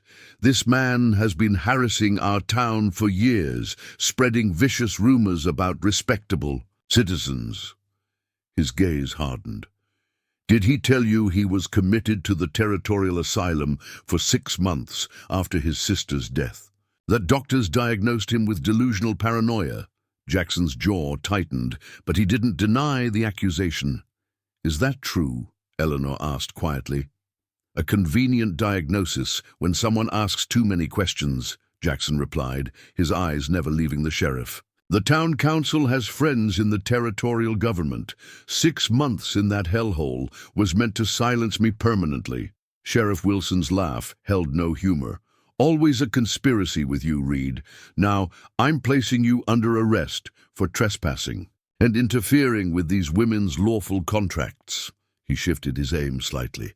"Ladies, return to the celebration immediately, and we'll overlook your indiscretion. Your intended husbands are looking for you." Eleanor's mind raced. If they obeyed, Jackson would be imprisoned, or worse. If they refused, their cover would be blown completely. Before she could decide, Josephine stepped forward. "Of course, Sheriff," she said, her voice steady despite the tension. "We were simply getting some air. The celebration was overwhelming after our ordeal." She glanced meaningfully at Eleanor. "Wasn't that right, Miss Bennett?" Understanding dawned. Josephine was creating an opportunity. Eleanor nodded, forcing a contrite expression. "Yes, indeed. We stepped out for just a moment when this man approached us with wild claims. We were about to call for help." The sheriff's suspicion didn't waver, but his focus remained primarily on Jackson. "Wise decision. Now return to the hall while I handle this criminal." Neither woman moved, maintaining their position between Jackson and the revolver. The standoff stretched for several heartbeats until a voice called from the direction of the church. "Sheriff, you out here?" Deacon Fletcher appeared. At the cemetery gate, his tall figure silhouetted against the lantern-lit street. The momentary distraction was all Jackson needed. He shoved Eleanor and Josephine aside, lunging at the sheriff with surprising speed. The two men collided, the revolver discharging harmlessly into the air as they grappled. "Run!" Jackson commanded, struggling to keep the sheriff's weapon pointed away from them. Fletcher, alerted by the gunshot, shouted an alarm. Lights appeared in windows along the street as the town awakened to the commotion. Eleanor grabbed Josephine's arm, pulling her toward the dark shadows at the cemetery's edge. "We can't leave him," Josephine protested. "We don't have a choice," Eleanor replied grimly. "If we're caught now, everything is lost." As they slipped away, they heard more shouts and the sounds of pursuit. Jackson had created the diversion they needed, but at tremendous personal cost. They raced through back alleys toward the boarding house, knowing their peaceful investigation had just transformed into a desperate escape mission. At the boarding house, they found Sarah, Mary, and Rebecca already gathering their essential belongings. The gunshot had served as an unmistakable warning. "What happened?" Sarah demanded, securing Mabel's documents inside her bodice. Eleanor explained in terse sentences as they prepared to flee. "Jackson's been captured. The sheriff knows something's wrong with our story. We need to implement the extraction plan immediately." Rebecca tested her injured arm, wincing. "I'll slow you down." "We stay together," Eleanor insisted. "Mabel's documents alone are substantial evidence, but we still need Wilson's account books to prove the full extent of the fraud and connect it to the deaths." Josephine adjusted a small knife hidden in her boot. "I'll still try for the books. With the commotion at the cemetery, the saloon will be understaffed." Wilson was headed back. "There when I slipped away." "Too dangerous," Mary protested, her young face tight with fear. "They'll be looking for all of us now." A knock at the door silenced their debate. They exchanged alarmed glances, searching for possible escape routes. The knock came again, followed by Mabel's urgent whisper. "It's me! Quickly!" Eleanor cautiously opened the door. The seamstress slipped inside, her normally calm demeanor replaced by barely controlled panic. "They're organizing a search party," she reported breathlessly. "Reed's been taken to jail. The council is gathering at the saloon to decide what to do about you five." She pressed a small ring of keys into Eleanor's hand. "Backdoor keys to several buildings in town, including the jail. Emma had them made years ago." "You've been helping Jackson all along," Eleanor realized. Mabel's expression confirmed it. "Not directly, but I've been watching, waiting for an opportunity. Like this. Now listen carefully, the town's in chaos, which works to your advantage. They don't know yet if you're all involved or if Reed simply approached you with his theories. So some of us might still move freely," Sarah concluded. "Possibly, but not for long. Once they compare notes, they'll realize you've all been asking dangerous questions." Mabel moved to the window, checking the street. "The doctor and Fletcher are leading the search. Miller's too drunk to be effective, thank Providence, and both Wilsons are at the saloon with Blackwood." Josephine saw her opening.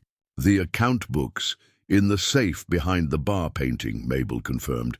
"James Wilson keeps it locked, but he's careless with the combination when drinking. I've seen him open it. Right 25, left 10, right 16. Eleanor made a swift decision.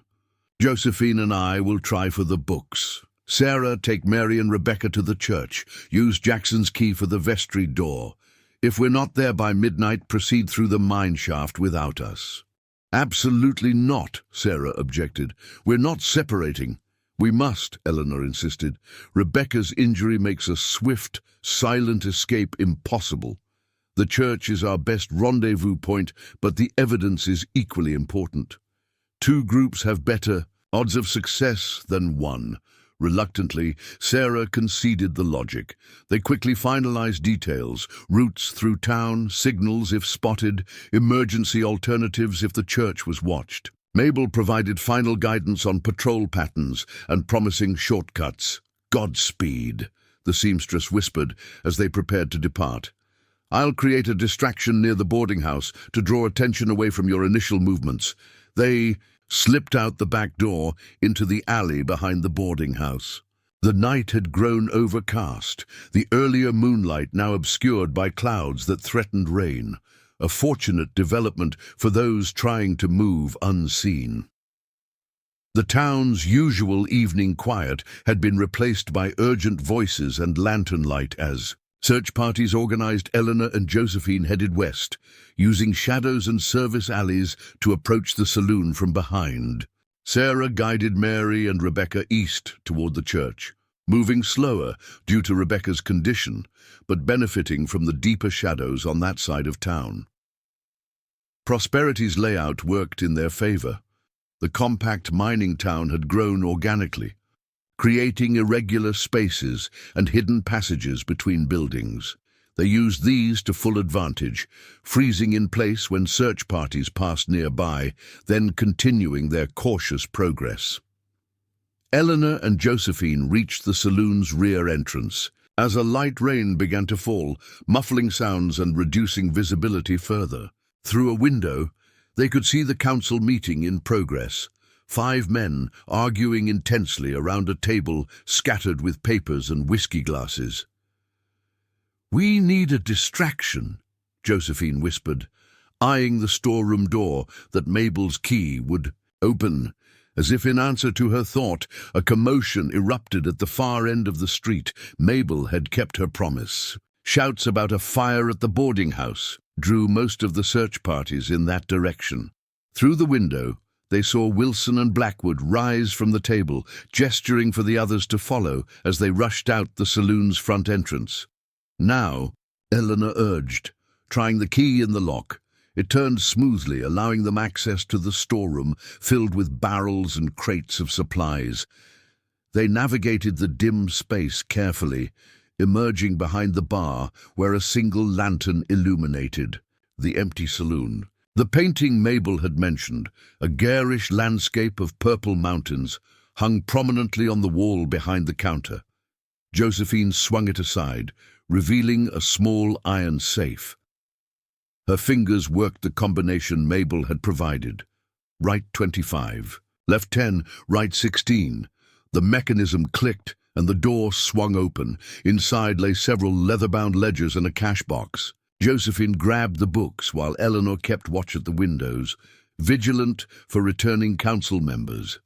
A quick examination of the top ledger confirmed they'd found what they sought. Detailed records of investments received, actual mine output, and distributions to council members. "This is it," Josephine breathed, showing Eleanor a particularly damning page listing the names of deceased residents alongside notations of claim redistribution and asset recovery. They secured the books inside their clothing and retraced their steps to the storeroom. As they prepared to exit, voices approached from the alley. Someone was coming. They pressed themselves into the shadows behind stacked barrels, hardly daring to breathe as the door opened and a figure entered. James Wilson stumbled in, cursing as he knocked into a crate of bottles. He was alone and visibly intoxicated, having apparently detoured from the boarding house commotion to fortify himself further. He passed within feet of their hiding place, oblivious to their presence as he returned to the main room of the saloon. They waited until his heavy footsteps retreated, then slipped out into the rain-slicked alley. The fire at the boarding house, likely nothing more than smoke Mabel had created, continued to occupy most of the search parties, allowing them to make their way toward the church with relative ease. The rain intensified, becoming both blessing and curse. It further obscured them from view, but made the steep paths toward the church treacherously slippery. Twice they had to divert their route to avoid patrolling deputies. The midnight deadline approached as they finally caught sight of the church steeple silhouetted against the stormy sky. No lights burned within the building, but as they approached the vestry door, a shadow separated from the darkened porch. Both women tensed, ready to flee, until Mary's familiar whisper reached them. "Quickly, inside!" The vestry door opened to admit them, then closed securely behind. Sarah lit a small candle, revealing Rebecca seated on a bench and Mary keeping watch through a narrow window. Their relieved expressions confirmed that the others, at least, had reached the sanctuary without incident. "Any sign of pursuit?" Eleanor asked, removing the sodden shawl that had partially protected her from the downpour. "None directed here yet," Sarah reported. "The boarding house distraction worked perfectly. Did you secure the books?" Josephine produced the ledgers from inside her dress, remarkably dry despite their journey. "Wilson's complete records, everything we need to prove the fraud, the embezzlement," and she opened to a specific page, a list of obstacles removed with dates and initials corresponding to council members. "Emma's death is here," Eleanor noted grimly, finding the entry. "Attributed to Fletcher, the deacon." Sarah's expression hardened. So much for Christian charity. "What about Jackson?" Mary asked. "Is there any way to free him?" Eleanor produced Mabel's keys. "The jail key is here, but attempting a rescue would jeopardize everything. Our primary mission must be to escape with this evidence." "We can't abandon him," Josephine argued. "Not after he risked everything to help us." "The mine. Shaft exit is our priority," Sarah countered pragmatically. "Without these documents reaching the territorial authorities, his sacrifice means nothing." Their debate was interrupted by the church bell tolling the midnight hour. The sound reverberated through the building, a solemn reminder that their deadline had arrived. "We need to move," Eleanor decided. "The Henderson shaft entrance is behind the altar, beneath the raised platform, according to Jackson's directions." Sarah led them through the darkened church to the altar area. Removing a section of decorative paneling revealed a small door built into the foundation wall. It opened with effort, releasing the distinct odor of earth and mineral that characterized all mine workings.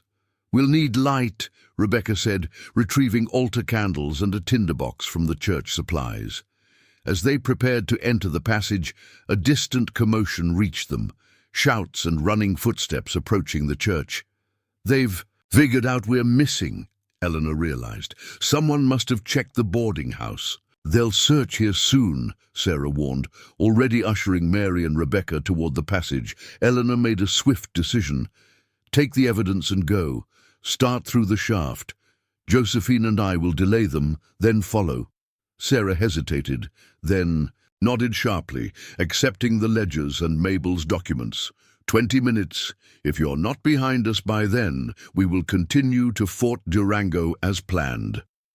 Eleanor and Josephine secured the panel back in place once the others had entered the passage, concealing the escape route. They quickly formulated a plan to create confusion and buy time, extinguishing all candles except one, which they placed near the front entrance to draw attention away from the altar area.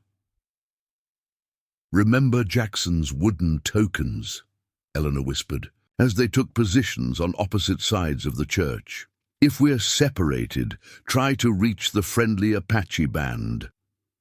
Josephine squeezed her hand in silent acknowledgement before slipping into the shadows beneath the choir loft. Eleanor positioned herself behind a pillar near the side exit, ready to create a diversion when necessary. Minutes later, the front doors burst open. Sheriff Wilson entered first, lantern held high, revolver at the ready. Behind him came Fletcher, Miller, and several deputies spreading out to search the building. "They must be here," the sheriff growled. "The boarding house is empty and tracks in the mud led this direction before the rain obscured them." "The vestry?" Fletcher suggested, moving toward that door. "Check it," Wilson ordered one of his men. "Miller, secure the bell tower stairs. No one leaves this building." Eleanor watched their methodical search progress, knowing it was only a matter of time before they discovered the panel behind the altar. She waited until most of the men had moved toward the back of the church, then deliberately knocked over a hymnal from a nearby pew. The sharp sound drew immediate attention. Lanterns swung in her direction as she dashed for the side door, throwing it open and hesitating just long enough to be glimpsed before disappearing into the rainy night. "There! After her!" The sheriff's command sent most of the search party, following Eleanor's diversion. From her hiding place, Josephine seized the opportunity created by the reduced numbers. She emerged just long enough to blow out the remaining candle, plunging the church into darkness, then slipped toward the altar while confusion reigned. Outside, Eleanor led her pursuers on a deliberate chase away from the church, through the muddy streets toward the mine entrance at the north edge of town. She maintained just enough distance to keep them following without being caught, drawing them ever further from her companion's actual escape route. Rain plastered her dress to her body as she ran, making movement increasingly difficult. She heard the sheriff's voice behind her, closer than she'd intended. A stitch in her side slowed her pace momentarily, just enough for a deputy to close the gap and grab her arm. She twisted free, but the brief struggle cost precious seconds. More hands seized her, forcing her to the ground, despite her resistance. Through the curtain of rain, she saw the sheriff's triumphant expression as he approached. "Where are the others?" he demanded, hauling her roughly to her feet. Eleanor remained, silent, taking satisfaction in the knowledge that her diversion appeared to have worked. All the men pursuing her meant fewer searching the church or the surrounding area. The sheriff's face contorted with frustration. "Take her to the jail with Reed," he ordered his deputies, "then rejoin the search. The others can't have gone far in this weather." As they dragged her through the town, Eleanor caught a glimpse of the church in the distance. No search parties remained visible around it, and no alarm had been raised. She allowed herself a moment of hope that Josephine had successfully rejoined. The others in the mine shaft passage. The jail consisted of a small brick building with 2 cells and an office area. The deputies pushed her inside, where Jackson Reed already occupied one of the cells. His face showed evidence of rough treatment, a split lip and bruised cheek, but his eyes lit with concern when he saw her. "Where are the others?" he asked once the deputies had locked her in the adjacent cell and returned to the search. "Hopefully halfway through the Henderson shaft by now," she answered quietly, watching the door to ensure they weren't overheard. "We found Mabel's evidence and Wilson's books. Sarah, Mary, and Rebecca have them. Josephine was creating a diversion to help them escape when I was captured." Relief crossed Jackson's features. If they reach the shaft exit, they can follow the High Canyon Trail to Fort Durango. It's marked with stone cairns. Eleanor sank onto the narrow cot, suddenly aware of her exhaustion and the chill from her soaked clothing. "What will the council do to us?"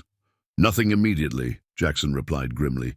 "They need to find the others and the evidence first. But once they realize what's missing..." He left the implication hanging. "Another unfortunate accident," Eleanor concluded. Jackson nodded soberly. "Most likely, but if the others make it to Fort Durango with those ledgers, this all ends. The territorial governor can't ignore direct evidence of fraud and murder." Eleanor's gaze was drawn to the small barred window, where rain continued to fall steadily. Somewhere out there, her friends were navigating a treacherous mine shaft toward freedom. And somewhere, council members were realizing exactly what documents had been taken from Wilson's safe. "How long do we have?" she asked quietly. Jackson's expression was somber in the dim lantern light. "Until they exhaust the search and return. Here for questioning. Hours, perhaps. By dawn they'll know the full extent of what's happened." A sudden commotion outside drew their attention. Shouts and running footsteps. The jail door burst open as James Wilson stormed in, his face contorted with rage. Behind him, the other council members followed, their expressions equally grim. "The books are gone," Wilson snarled, advancing toward the cells. "My private ledgers are missing." "Along with Mabel Winters," Fletcher added. "Her home is abandoned." Blackwood, the mine owner, stepped forward, his usual composure shattered. Where are the other women? Where have they taken my records? Eleanor and Jackson remained silent, exchanging brief glances that communicated their shared resolve. Their refusal to speak only enraged Wilson further. "You think your silence protects them?" he spat, gripping the cell bars until his knuckles whitened. "There's only one way out of this valley besides the main road, and we control that. The Henderson shaft hasn't been used in years, but it's the obvious escape route. Men are already on their way to its exit." Eleanor felt a chill that had nothing to do with her wet clothing. If the council had indeed anticipated the escape route, her friends were heading into an ambush. "Even if they somehow evade us," Blackwood continued, his voice cold with certainty, "they'll never reach civilization alive. Apache raiding parties have been spotted throughout the northern canyons. 5 women, 1 injured, traveling alone. They wouldn't last a day." Jackson's expression remained impassive, but Eleanor caught the slight tension in his shoulders. He knew better than anyone the dangers of the canyon lands, and the likelihood of their friends' survival without guidance. Sheriff Wilson consulted his pocket watch. "Nearly 1 o'clock. The search parties have found nothing at the church or the surrounding buildings. Then they've already entered the mine shaft," Blackwood concluded. "Seal both ends. Flood it if necessary." Eleanor couldn't suppress her horrified gasp at the casual suggestion of murder. Fletcher, perhaps remembering his religious position, looked uncomfortable but didn't object. "And these 2?" the sheriff asked, gesturing to the cells. Blackwood studied them coldly. "Keep them here until we've secured the others and the documents. Then they can join their companions in whatever unfortunate accident befalls them." As the council members departed to oversee the search and potential mineshaft sealing, Sheriff Wilson remained behind, positioning 2 armed deputies at the jail entrance. The message was clear. There would be no rescue, no escape, and soon no witnesses to prosperity's dark secrets. Left alone with Jackson once more, Eleanor moved closer to the bars, separating their cells. "Will they make it?" she whispered, unable to keep the fear from her voice. Jackson's expression was unreadable for a long moment. Then, unexpectedly, a hint of something like hope flickered in his eyes. "The council doesn't know everything about these mountains," he said quietly, "or about my relationship with the canyon bands. If your friends make it through the shaft and show the tokens I gave them—" He trailed off, unwilling to voice what might be false optimism. Eleanor understood. Their situation remained desperate, but not entirely hopeless. If Sarah and the others could evade immediate capture at the mine exit, if they could somehow connect with Jackson's Apache allies, if they could navigate the treacherous journey to Fort Durango, many ifs standing between them and justice. Outside, the rain continued to fall, washing away tracks and evidence alike. Within Prosperity's boundaries, the hunt continued for fleeing women and damning documents. And deep beneath the earth, through the winding passages of an abandoned mine shaft, the truth moved steadily away from those who had buried it for so long. The Henderson mine shaft twisted deeper into the mountain, its rough-hewn walls glistening with moisture in the flickering candlelight. Sarah led the way, holding a candle high to illuminate the treacherous path, while Mary helped Rebecca navigate. The uneven ground. "How much farther?" Mary whispered, glancing nervously over her shoulder. The promised 20 minutes had elapsed with no sign of Eleanor or Josephine. "Jackson said the shaft runs nearly a mile before emerging in the northern canyon," Sarah replied, her practical nature focusing on the task at hand rather than those left behind. "We've come perhaps halfway." Rebecca stumbled, a small cry of pain escaping her lips as she jarred her injured arm.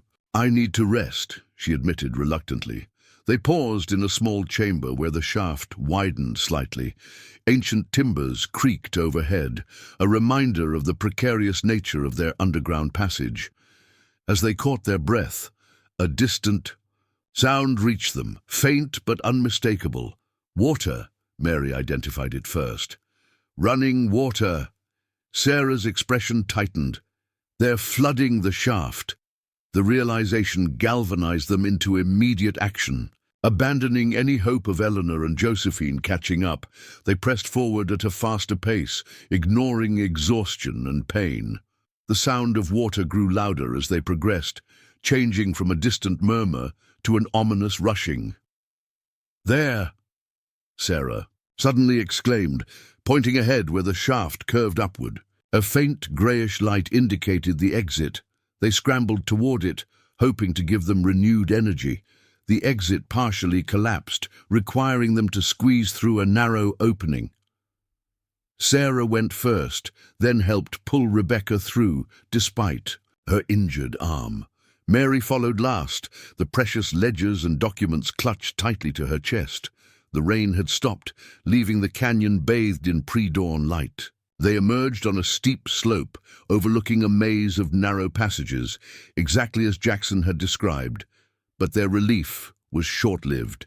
Voices echoed from below, accompanied by the jingle of gear and weapons. "Search parties," Sarah hissed, pulling the others into the shadow of a large boulder. "They've anticipated our exit point." Through a gap between rocks, they observed several armed men climbing toward the mine entrance, methodically searching the terrain.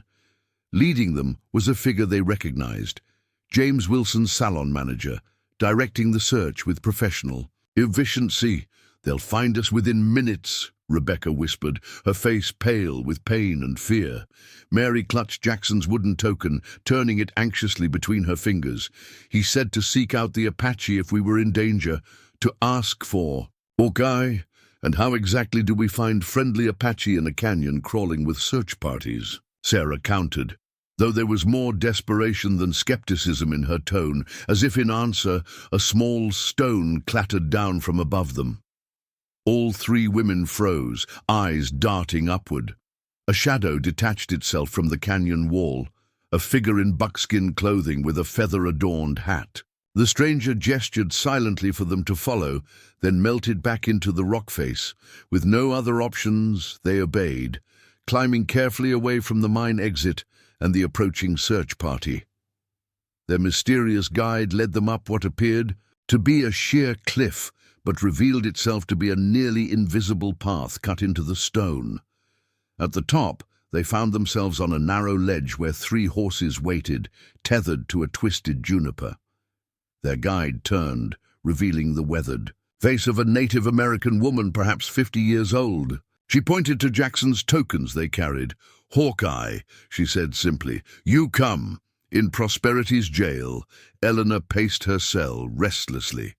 Dawn was breaking, and with it came the certainty that the council would return soon to implement whatever accident they had planned.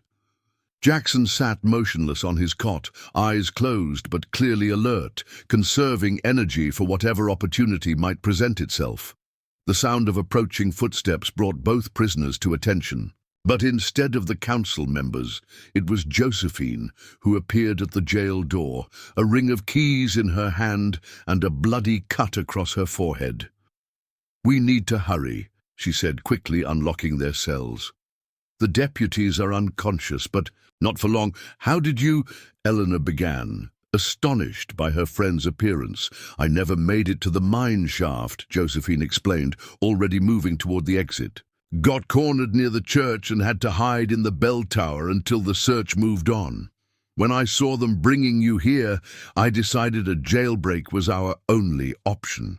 Jackson retrieved his confiscated weapons from the office cabinet. "The others?" "Unknown," Josephine admitted grimly.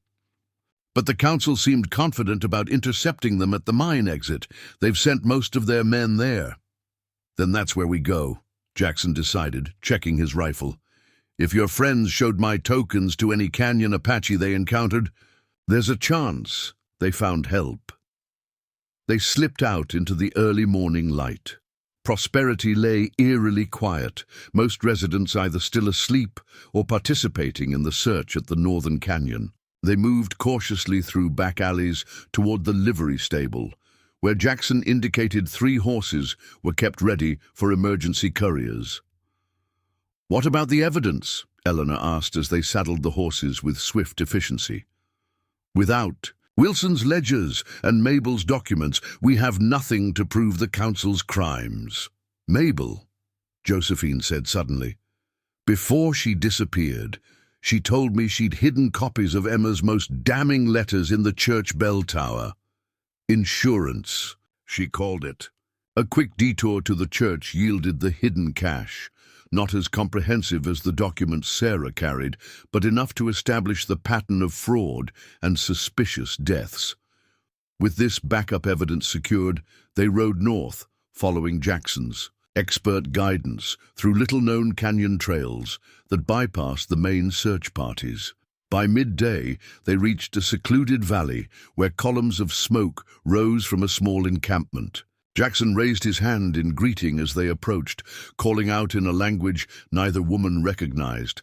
An elderly man emerged from the central dwelling, his face breaking into a smile of recognition. "Hawkeye," he greeted Jackson. "Your friends arrive before sunrise. Many men follow. We hide them."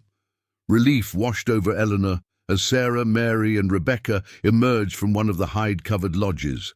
Tearful reunions followed, each group sharing their harrowing escapes. "The ledgers are safe," Sarah confirmed, producing the vital evidence from a deerskin pouch. "And your diversion was masterful, Eleanor. The entire search party followed you.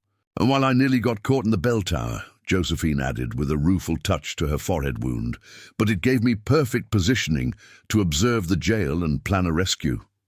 Jackson conferred with the Apache leader, their conversation punctuated by occasional glances toward the distant mountains. Finally, he rejoined the women. "Chief Blackhawk offers us escort to Fort Durango," he explained. "His hunters report Prosperity's search parties are still combing the canyons, but they're avoiding Apache territory. We can travel safely through their protected lands." "And then?" Rebecca asked, her arm properly splinted now by the tribe's medicine woman. "Justice," Eleanor said firmly, the ledgers and letters secure in her possession. "The territorial governor can't ignore direct evidence of multiple murders, fraud, and embezzlement. Prosperity's council will face the consequences of their actions." Jackson's expression remained guarded. "The council has powerful allies. The road ahead won't be easy." "Nothing worthwhile ever is," Sarah remarked, her usual pragmatism tempered with newfound resolve. "We came west, seeking security through marriage. Instead, we found strength in ourselves and each other."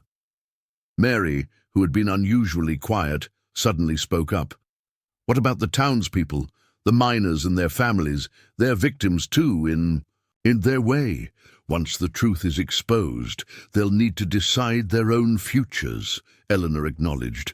"The mine is failing regardless, but at least they'll face that reality without the deadly deception that claimed so many lives." As they prepared to depart for Fort Durango with their Apache escorts, Eleanor found Jackson standing apart, gazing toward the canyon that had been his solitary home for so many years.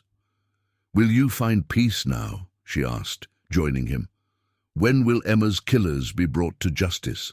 He considered the question carefully. Peace, perhaps not. But purpose, yes. His weathered face softened slightly. "Emma always believed in building something better, even in the harshest wilderness. Perhaps it's time I honored that belief." "There will be a trial," Eleanor reminded him. "Our testimonies, the evidence, it will all become public record. Prosperity's dark secrets exposed to light." "And 5 unwanted brides who changed everything," Jackson added, with the ghost of a smile. "Not quite the marriages they were promised." Eleanor glanced back at the women who had become her unlikely family. Sarah with her practical strength, Rebecca with her quiet resilience, Mary with her evolving courage, and Josephine with her bold defiance of convention. The stagecoach accident that had thrown them together now seemed less like misfortune and more like destiny. "No," she agreed, as they mounted their horses to begin the journey to Fort Durango and whatever future awaited beyond. Something far better. Behind them, the sun climbed higher over Serpent Canyon, illuminating paths both taken and untaken, while ahead, the promised land of justice beckoned, not in the false prosperity of a dying silver town, but in the hard-won truth 5 determined women had risked everything to reveal. Up next, you've got 2 more standout stories right on your screen. If this one hits the mark, you won't want to pass these up. Just click and check them out. And don't forget to subscribe and turn on the notification bell so you don't miss any upload from us.